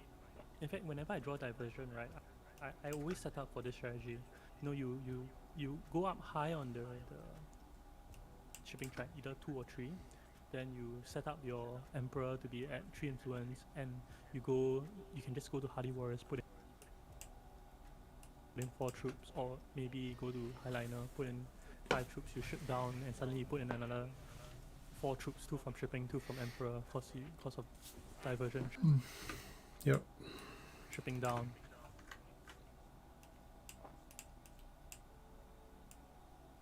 And all in all, it's a lot of points. You get a point from your, let's say, the Emperor Alliance. You get a point from, let's say, your Fremen Friendship. You get a point, 2 points from the combat as well. Yeah, and then there are multiple techs you can buy, which also turn into points. And overall, the like think with Handro maybe it's a bit more telegraphed, but with diversion, right, it's so sneaky. Like no one can really plan for it. Like who's going to plan around a diversion, right? And yeah, that's one reason. If I have a lot of videos on diversion, like I don't know. Like I know a lot of people hate on it, but if you actually watch, like look at all the videos, I have like at least 2 or 3 wins that are diversion based, and all of them, once I get diversion, I set it up. I intentionally set it up. I set up go to Emperor, get the 3 influence, and I'm just waiting for that moment to like have this one big moment in the game. So,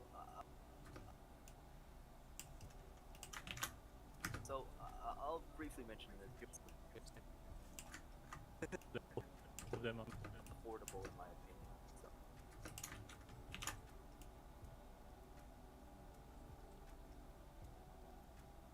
Version is a terrible one in contrast to expedite, for example, right? I mean, one spices. Yeah, I mean it's fine. I mean, yeah, like you said, we've all said stupid things in our lives, and it just, you know, there's lots of little memey things that I've said that my friends keep reminding me of all the time. It's just the way it works. That's what friends are for. Very affordable in my opinion. So, yeah.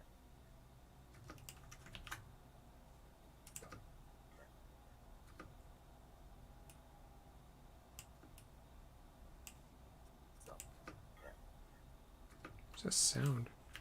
in my opinion. So, yeah, both affordable in my opinion. Weird sound. yeah, both of them are fine. Yeah.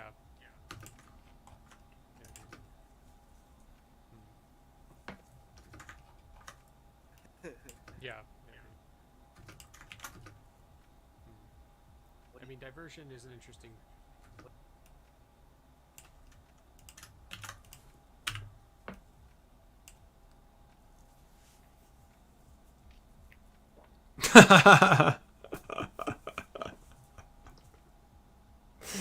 I don't know if he's gonna challenge me to another thing.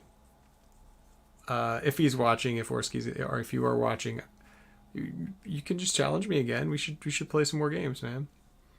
I thought that was fun. I mean, diversion is an interesting card. You just have to.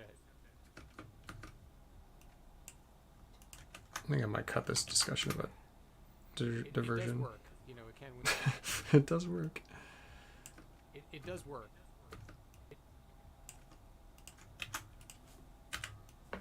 You just have to. It does work. You know, it can win you games. It's just one of those things you have to really work to get it all to work together. I always find like when I try to do it, I get blocked on my Party Warriors, and it's very hotly contested space like game. So I do really like that play. I think getting to the 3rd space of the Emperor and then like using shipping to kick in a couple extra troops is such a strong tactic, and it's something that is easily overlooked by a lot of players. Like they don't see it coming. They're like, oh yeah, well just you know, they're not the alliance yet. I don't have to worry about that. And then they win a combat. They get you get the alliance and so on in one shot. It's pretty good. So,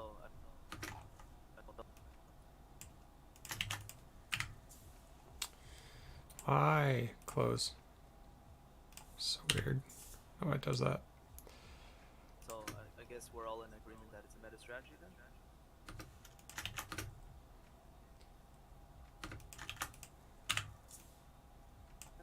I think for Handro is a meta strategy for the other leaders. I think it's very opportunistic. Like it's not something that you can really plan for. Like it's something at the middle of the game you must see what resources you have and see that can I set it up. Yeah. But I think that Oh, Black Shadow. I should probably show you this while you're here. This is earlier. Exact strategy, and he calls it artillery Paul. And since we've already talked about Link's Paul a little bit, maybe this isn't much of a stretch, but I want to I'm pretty pleased with that. But I think that for immortality, like for instance, as I was saying, Why is there people? Oh man, I got my travel, kid in the background. expedite card or landing rights, the ability to cull cards from dissecting kits, such as Can I set it up? Yeah. Resources here and see that. Can I? For the other leaders, I think it's very opportunistic. Like it's not something that you can really plan for. Like it's something at the middle of the game. You must see what resources you have and see that. Can I set it up? Yeah. But I think that for immortality, it becomes more of an opportunity for everybody. Like, Kind of a weird sound in the background. I might cut some of this. becomes more of an opportunity for classes to do it. So, I think it's still non-control characters too. Yeah. Really hard to hear you here. Yeah. But I think that for immortality, it becomes more of an opportunity for everybody. Like, for instance, as I was saying, Man. Oh, don't worry about it. It wasn't that bad. It is actually pretty funny to read it out but I loud. think that for immortality, it becomes more of an opportunity for everybody.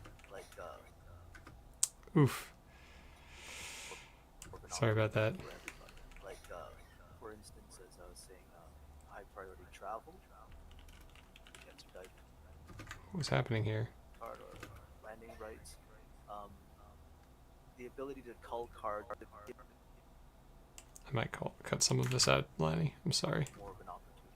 Yeah. But I think that for immortality, it becomes more of an the ability to cull cards from dissecting kits, such as dissecting kit with the freighter fleet, for instance, things like that. They just add more possibilities for non-shipping classes to do it. So I think it's an opportunity for everyone. More of an opportunity. Yeah. But I think that for immortality, There we go. I have to cut this. It's just too bad. It's just setting it up anyway. the ability to cull That's my bad. Audio transition, crossfade. the ability to cull cards from dissecting kits, such as dissecting kit with the freighter fleet, for instance, things like that. They just You still get your point across. I add just had to cut out more the crap. Sorry. possibilities My for crap. non-shipping background. classes to do it. So I think it's still Hanjo's, work Okay, it's working. Sounds good. of art, but other opportunities are available for non-Hanjo characters too, especially immortality. Yeah. Agreed.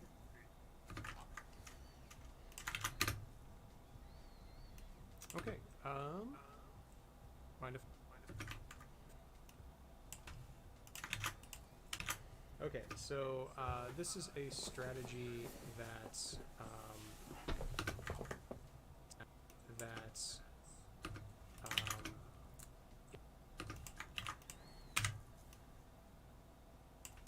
involves essentially doing nothing that impacts your opponents, just trying to go up friendship tracks, get alliances, and buy spice must flows. It is often a Oh, you should ask Cheesable. Paul has like a really high win rate right now. when someone is playing Tessia.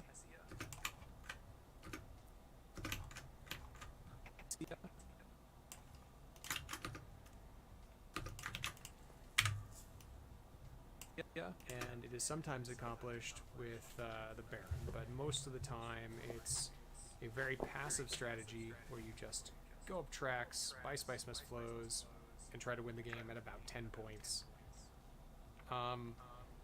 So I like that you call this the solitaire strategy, Cheesable. I think that this is a good name for it, but I don't think Dune Imperium anymore is 7 wins, 17 played.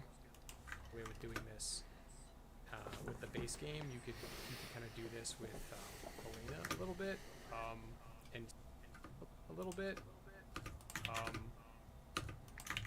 It's a very loud A little bit, and sometimes in Immortality. Sorry, in Ix you could do this with Tessia, but I don't think it works anymore in Immortality. I think it's a very difficult strategy, and most of the time what I found is, and I've done this sometimes, because I like testing out solitaire strategies myself in most games I play, just to see if they're broken. Oh, it's late. Is that I get to doing. I'm almost done though. Better off doing. Yeah, some For fuck's sake. Whoops. Swerve. my take on it is slightly different. I think Yeah, 1 win, 19 played. at the base this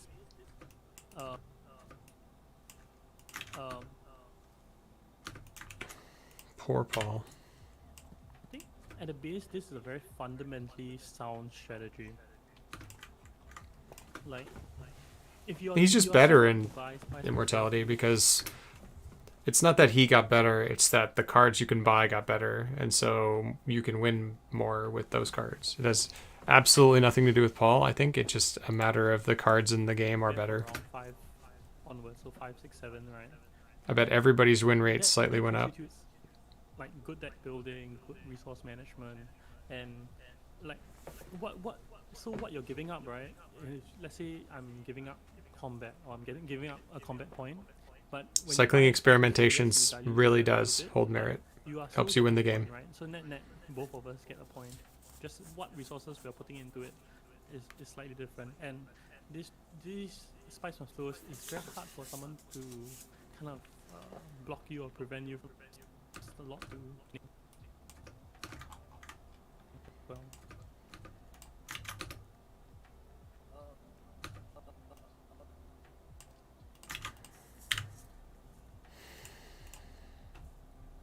Don't know why that keeps doing that. It's very annoying.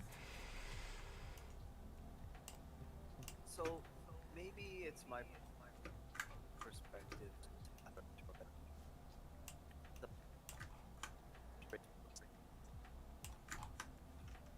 strategy just based on that.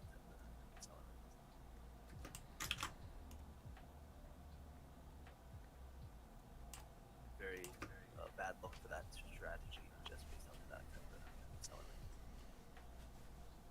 Yeah. That's kind of how I feel too. Is like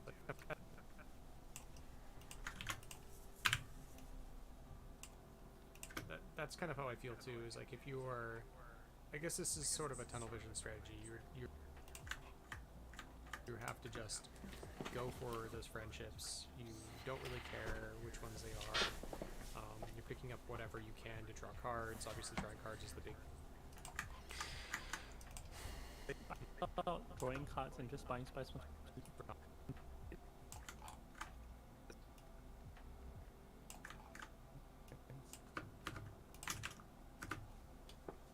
I will briefly mention. And 2 points. I will briefly mention there is a very like multiple Whoa. What just happened? 7 persuasion when he was aiming for Oh God. persuasion when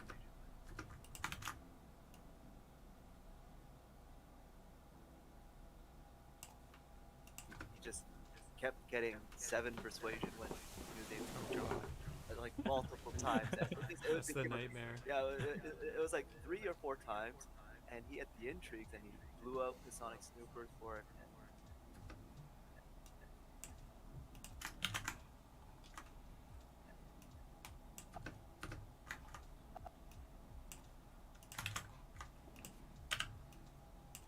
for it. I was like, oh man, like he made a meme video out of it, ironically.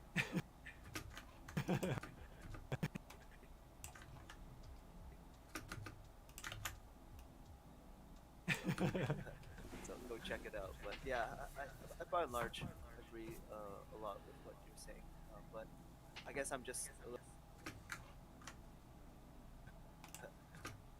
So go check it out. But yeah, I by and large agree a lot with what you're saying.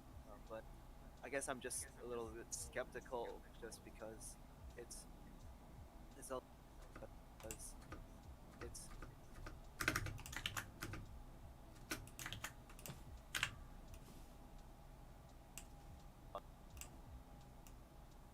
with what you're saying. But I guess I'm just a little bit skeptical just because it's a lot of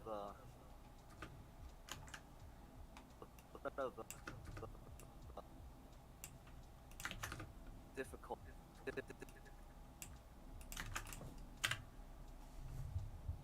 Why does this trimmer always show up? What am I doing that's causing that to show up? Must be holding Alt or something. It's very annoying. Is it Alt Delete? No. Weird. Doing those things.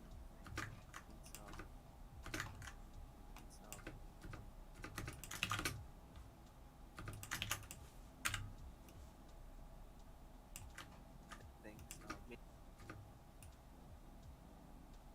Mainly because certain squares are reduced in power and all that. So, for example, research station is. We're almost done. We're almost there. It's no longer an amazing place to get your spice flows consistently. You gotta.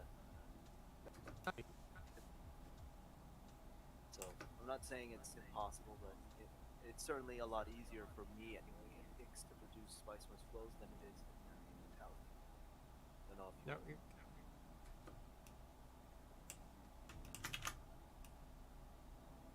No, don't know if no. Can I?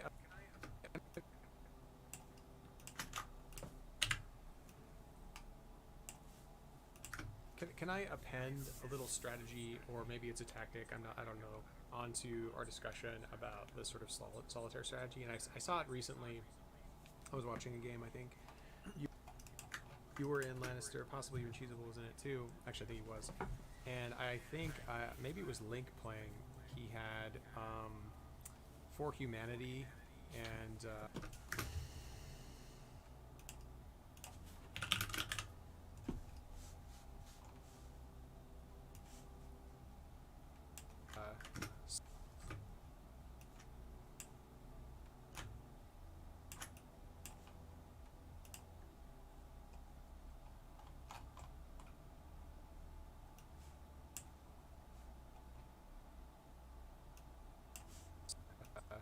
spy satellites and was just bombing the Bene Gesserit track and then going down and getting points and buying spice must flows and then doing it again and doing it again. Like is that a kind of like similar strategy, or is that something that product of the opportunity of the moment? Just like don't let people also have spy satellites and For Humanity together. Like what do you do there? so. Again, So again, it comes down to what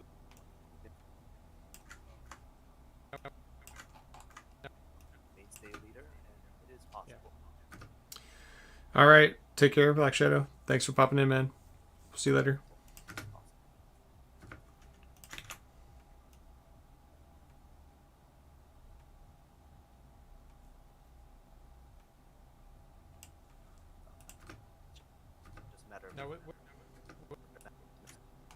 Now, what Cheesable, was this the? It is possible. Yeah.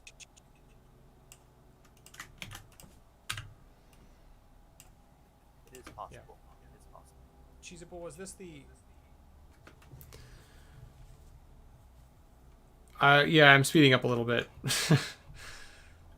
Just because I want to go to bed. Is this the? I was chatting with chat for a long time prior, so I'm actually getting the editing done. The S tier Paul. Is that what I'm thinking of? Because I did watch it. I think I was watching it with you guys. I think yeah, I think you were watching it live. Yeah, it's that video, but I don't think he has 5-star life in that game. But he plays for humanity very well. So this is just a tangent on for humanity. So I have been trying. Active for humanity. Yeah, from that game, but he plays for humanity very well. So this is just a tangent on for humanity. So I have been trying to figure out this card for humanity, and what he does is right. Oh, the Tleilaxu card one, you mean? Oh, yeah. Yes, I'm glad I didn't have to do that again. That's what you're referring to, the Tleilaxu cards. The top That one one was was- the Bandager's track, and he disincentivizes. That one was long.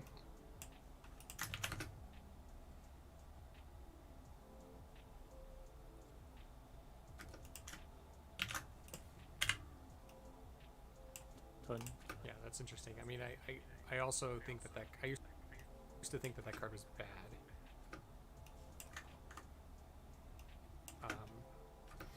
If you are lurking in chat, just send us a message to say hi. I think after I saw that game, I was like, okay, there's definitely a way to play it so that, as you said, We're almost disincentivize done. people from doing the thing that We're almost there. they normally want to do, so they get in each other's way. Yeah. So yeah, I think that's interesting. It's cool. Interesting. Hey, Tip Top. Thanks, man. Appreciate it. It's a cool strategy. It's a cool strategy.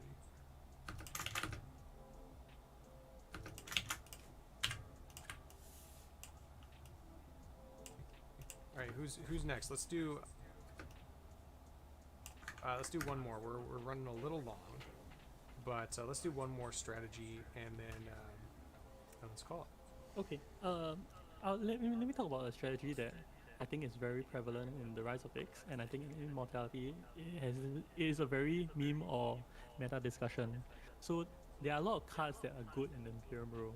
Let's say Gurney or Kalexu Master or Lady Just meme or meta discussion. So there are a lot of cards that are good in the Imperium rule. Let's say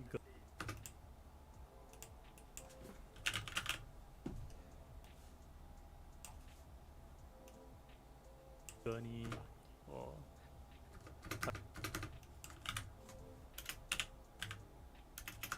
I don't have it in here. Go get it. Oh, wait. He is in there. Huh, weird.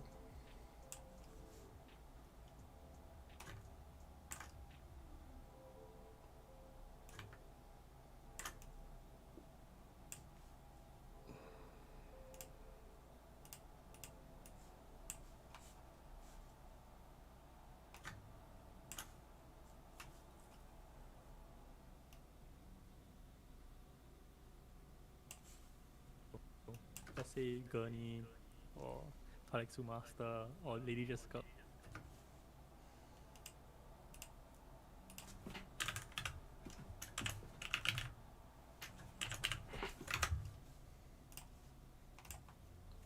Go grab Jessica.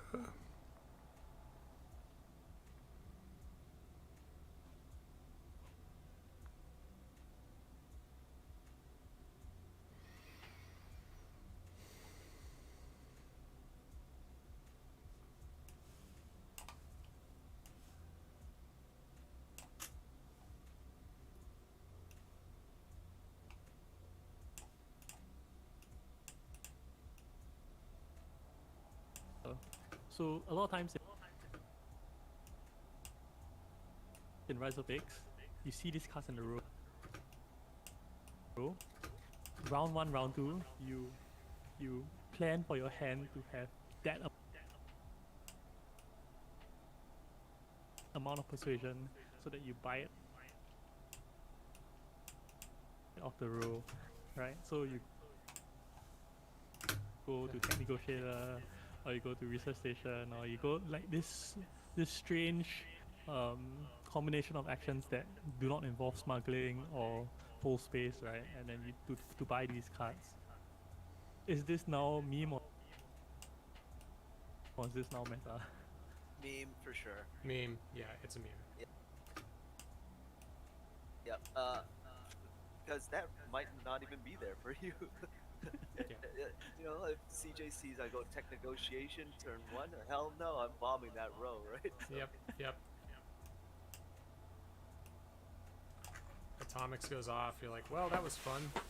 Now these cards suck. It's happened a lot to me. Actually, strangely enough, so I used to do a segment called I actually like this part. Flop on this channel, and it works in Ix and it works in the base game because the row doesn't change, but you can't do it with Immortality at all. You can't plan to choose your leader or what your initial build is or what your buy is going to be based on the row anymore. Almost done. I mean, to some extent you can if people are cowards and don't blow the row or something like that, but it's not. You end up getting like a middling card from the row as opposed to like a Jessica or I don't know, like a what do you call it? Be it kind.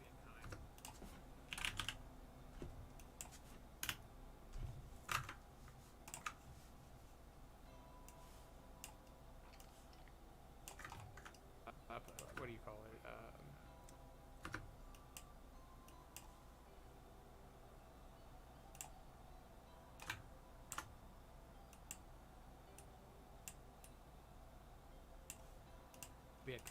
Be it kinds never stays in the row.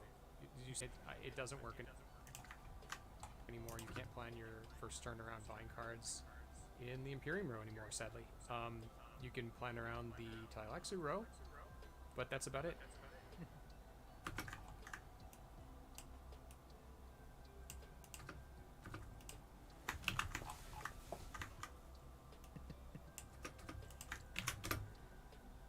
Agreed.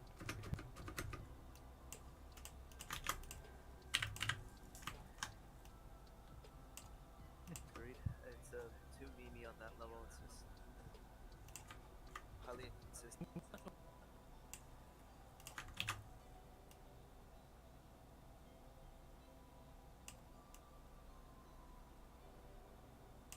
Because even if you only get a middling card, as CG said, it won't make the.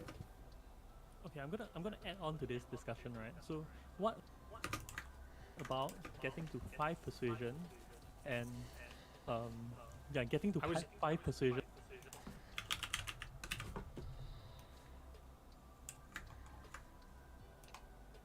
for that round and just nuking it or waiting for someone else to nuke it. Is that meta or meme? I was literally just going to say the same thing, so I'm so happy that you did. I think this is annoying, but I think it's memey. I don't think it's very good. I think it is half and half. Only because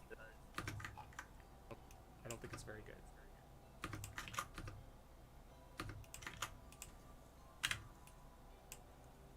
it is for the 5 cards, it's actually pretty easy.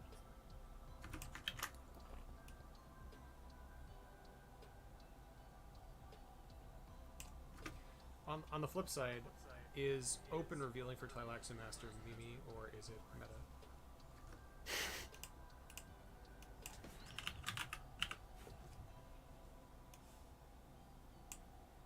Actually, I already have it open somewhere.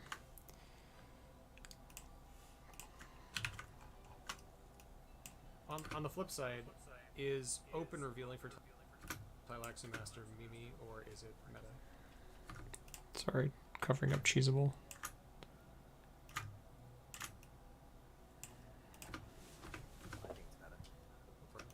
I think it's meta. I think it's meta. I think it's meta too. It's meta. It's annoying. It exists. I think it's Yep. Oh yeah. You do, really? yeah. Like, okay, to be fair, it does lose at times. Just because of good. Yes, this is free editing software. This is Hit Film Express. It's free. You can download it for free. It's good, and flexible. You have to have a pretty, not super fast computer to run it. It's fine. It's modular. You can add things to it. So like here, my effects, all these add-ons, you can just add on, but you have to buy them. So it gives you like the basics you need. You know, it's enough for me to do something like, you know, this thing I did like this. You know, you can do all sorts of things with it, base stuff. But if you want like easier to do things, quick 3D, actually there's a bunch of crap. This is all bad. These quick 3D things are terrible. But there's some other things, you know, you're going to need if you any kind of do more of this. from the community where people say like, okay, I think we've had enough of this card. Or maybe everyone's like, I'm going to complain about Till I Lexi Mastered forever. I swear to God. Until this card goes away. It's very annoying. for me, I would always There are people, I don't know if you've ever played Netrunner, but there was a card called Faust, and it was so broken that, but people would defend it. It's what it reminds me of. all right, guys.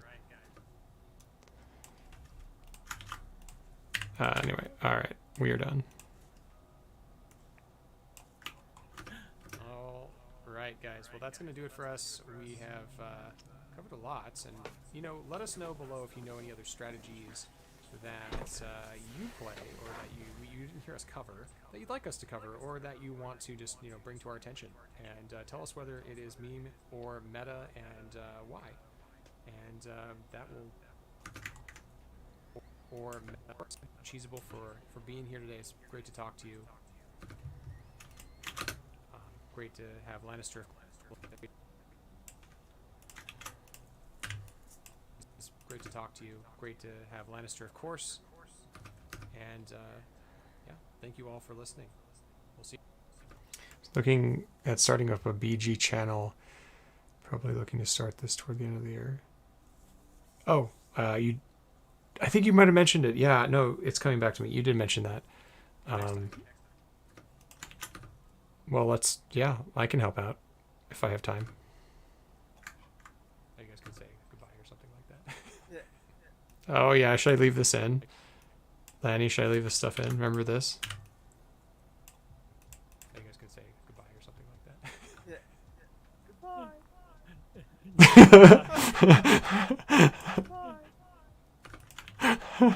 Yeah, goodbye. Since you're gonna cut it, yeah. Goodbye. Goodbye. It's so funny. Oh my god. Goodbye. Please try it. Okay, perfect. Super strat. Please try it out. It's fun.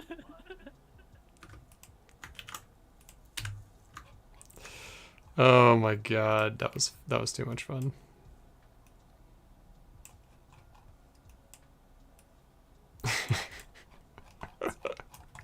Please try my strategy. Okay.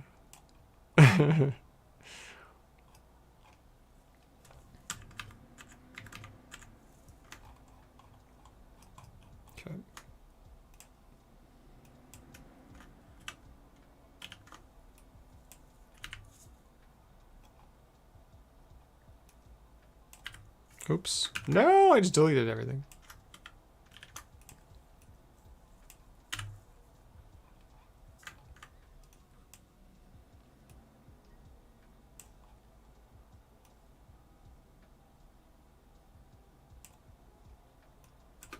Goodbye. Please try it. Okay, perfect. Super strat. Please try it out. It's fun. With that noise. With the goodbye. Goodbye. Tease it. I could do that. Goodbye. Oh god, that's loud. I'm gonna make that quieter. Why is that so loud? Holy lord. Come on. Back to 0 for you. Goodbye. Please try it. Okay, perfect. Super strat. Please try it out. It's fun.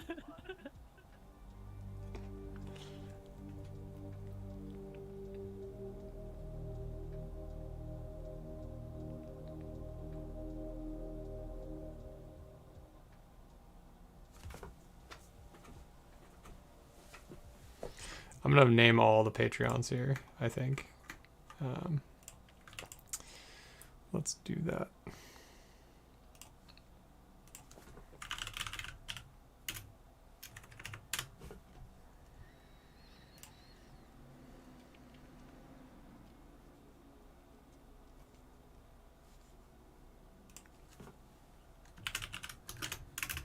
Put you as your Discord name. Let's do.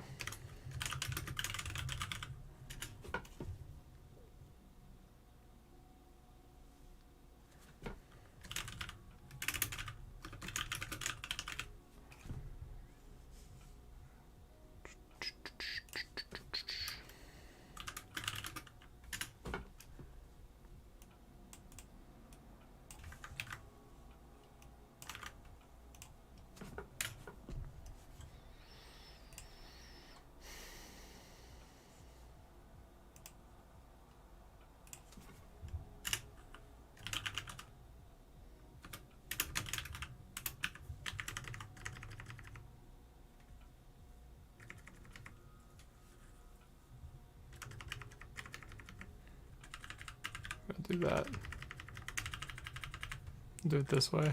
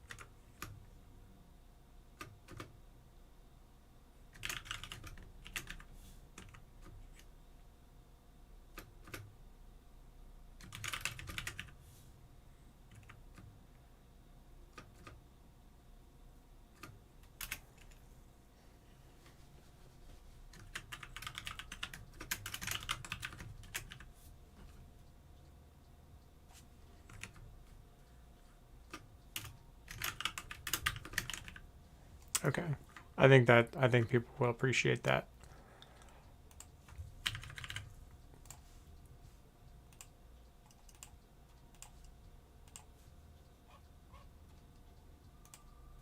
All right, Ashwin. Have a good night, man.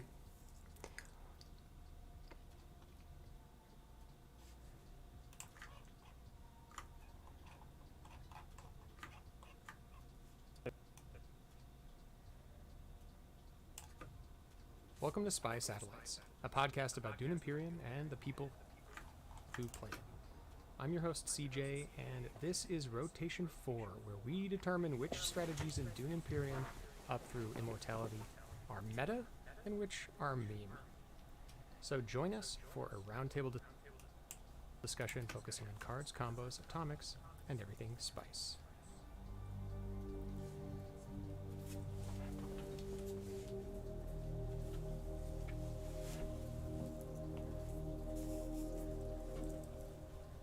If you like what we do, please give us a like and subscribe. And if you'd like to support us, you can do so on Patreon at patreon.com/hiddenassets. Supporting us helps us continue to produce quality content and gives you access to some pretty awesome perks, including voting for the upcoming podcast topic. So tell your friends and let us know how we're doing. We're always trying to improve the quality of our content, and we can't do it without you, the listener. But today I'm not alone. Orbiting Arrakis with me is our helicopter Joe Looper, and also someone whose vengeance for Mosaic Winds knows no bounds, Lannister. Hey. How Lannister.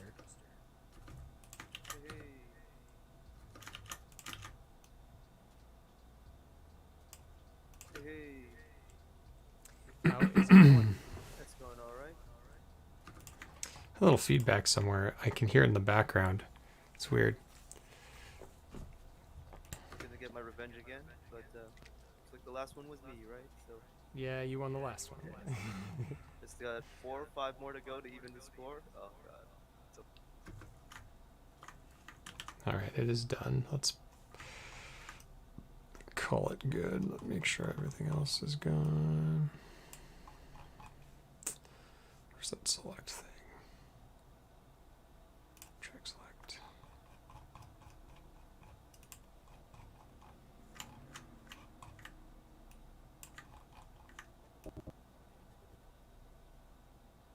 I actually do want that space to go longer.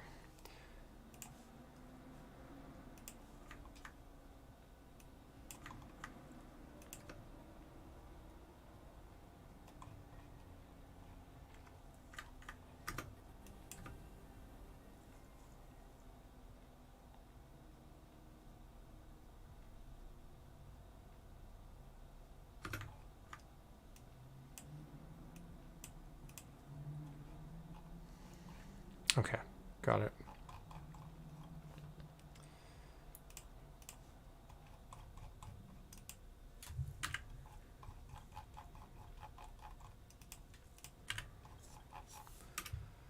Okay, we finished another episode of Spy Satellites. Thank you all for watching, for hanging out with me.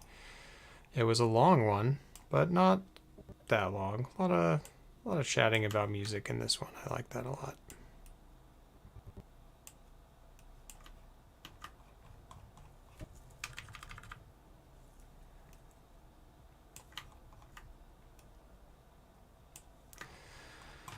Save. That's going to do it. Good night, everybody. I am heading out, and you should too. Get some sleep, and I'll see you next week. About the same time as this week, about 8:30, I will be streaming Dune Imperium and possibly other games. So I'll see you then. Take care.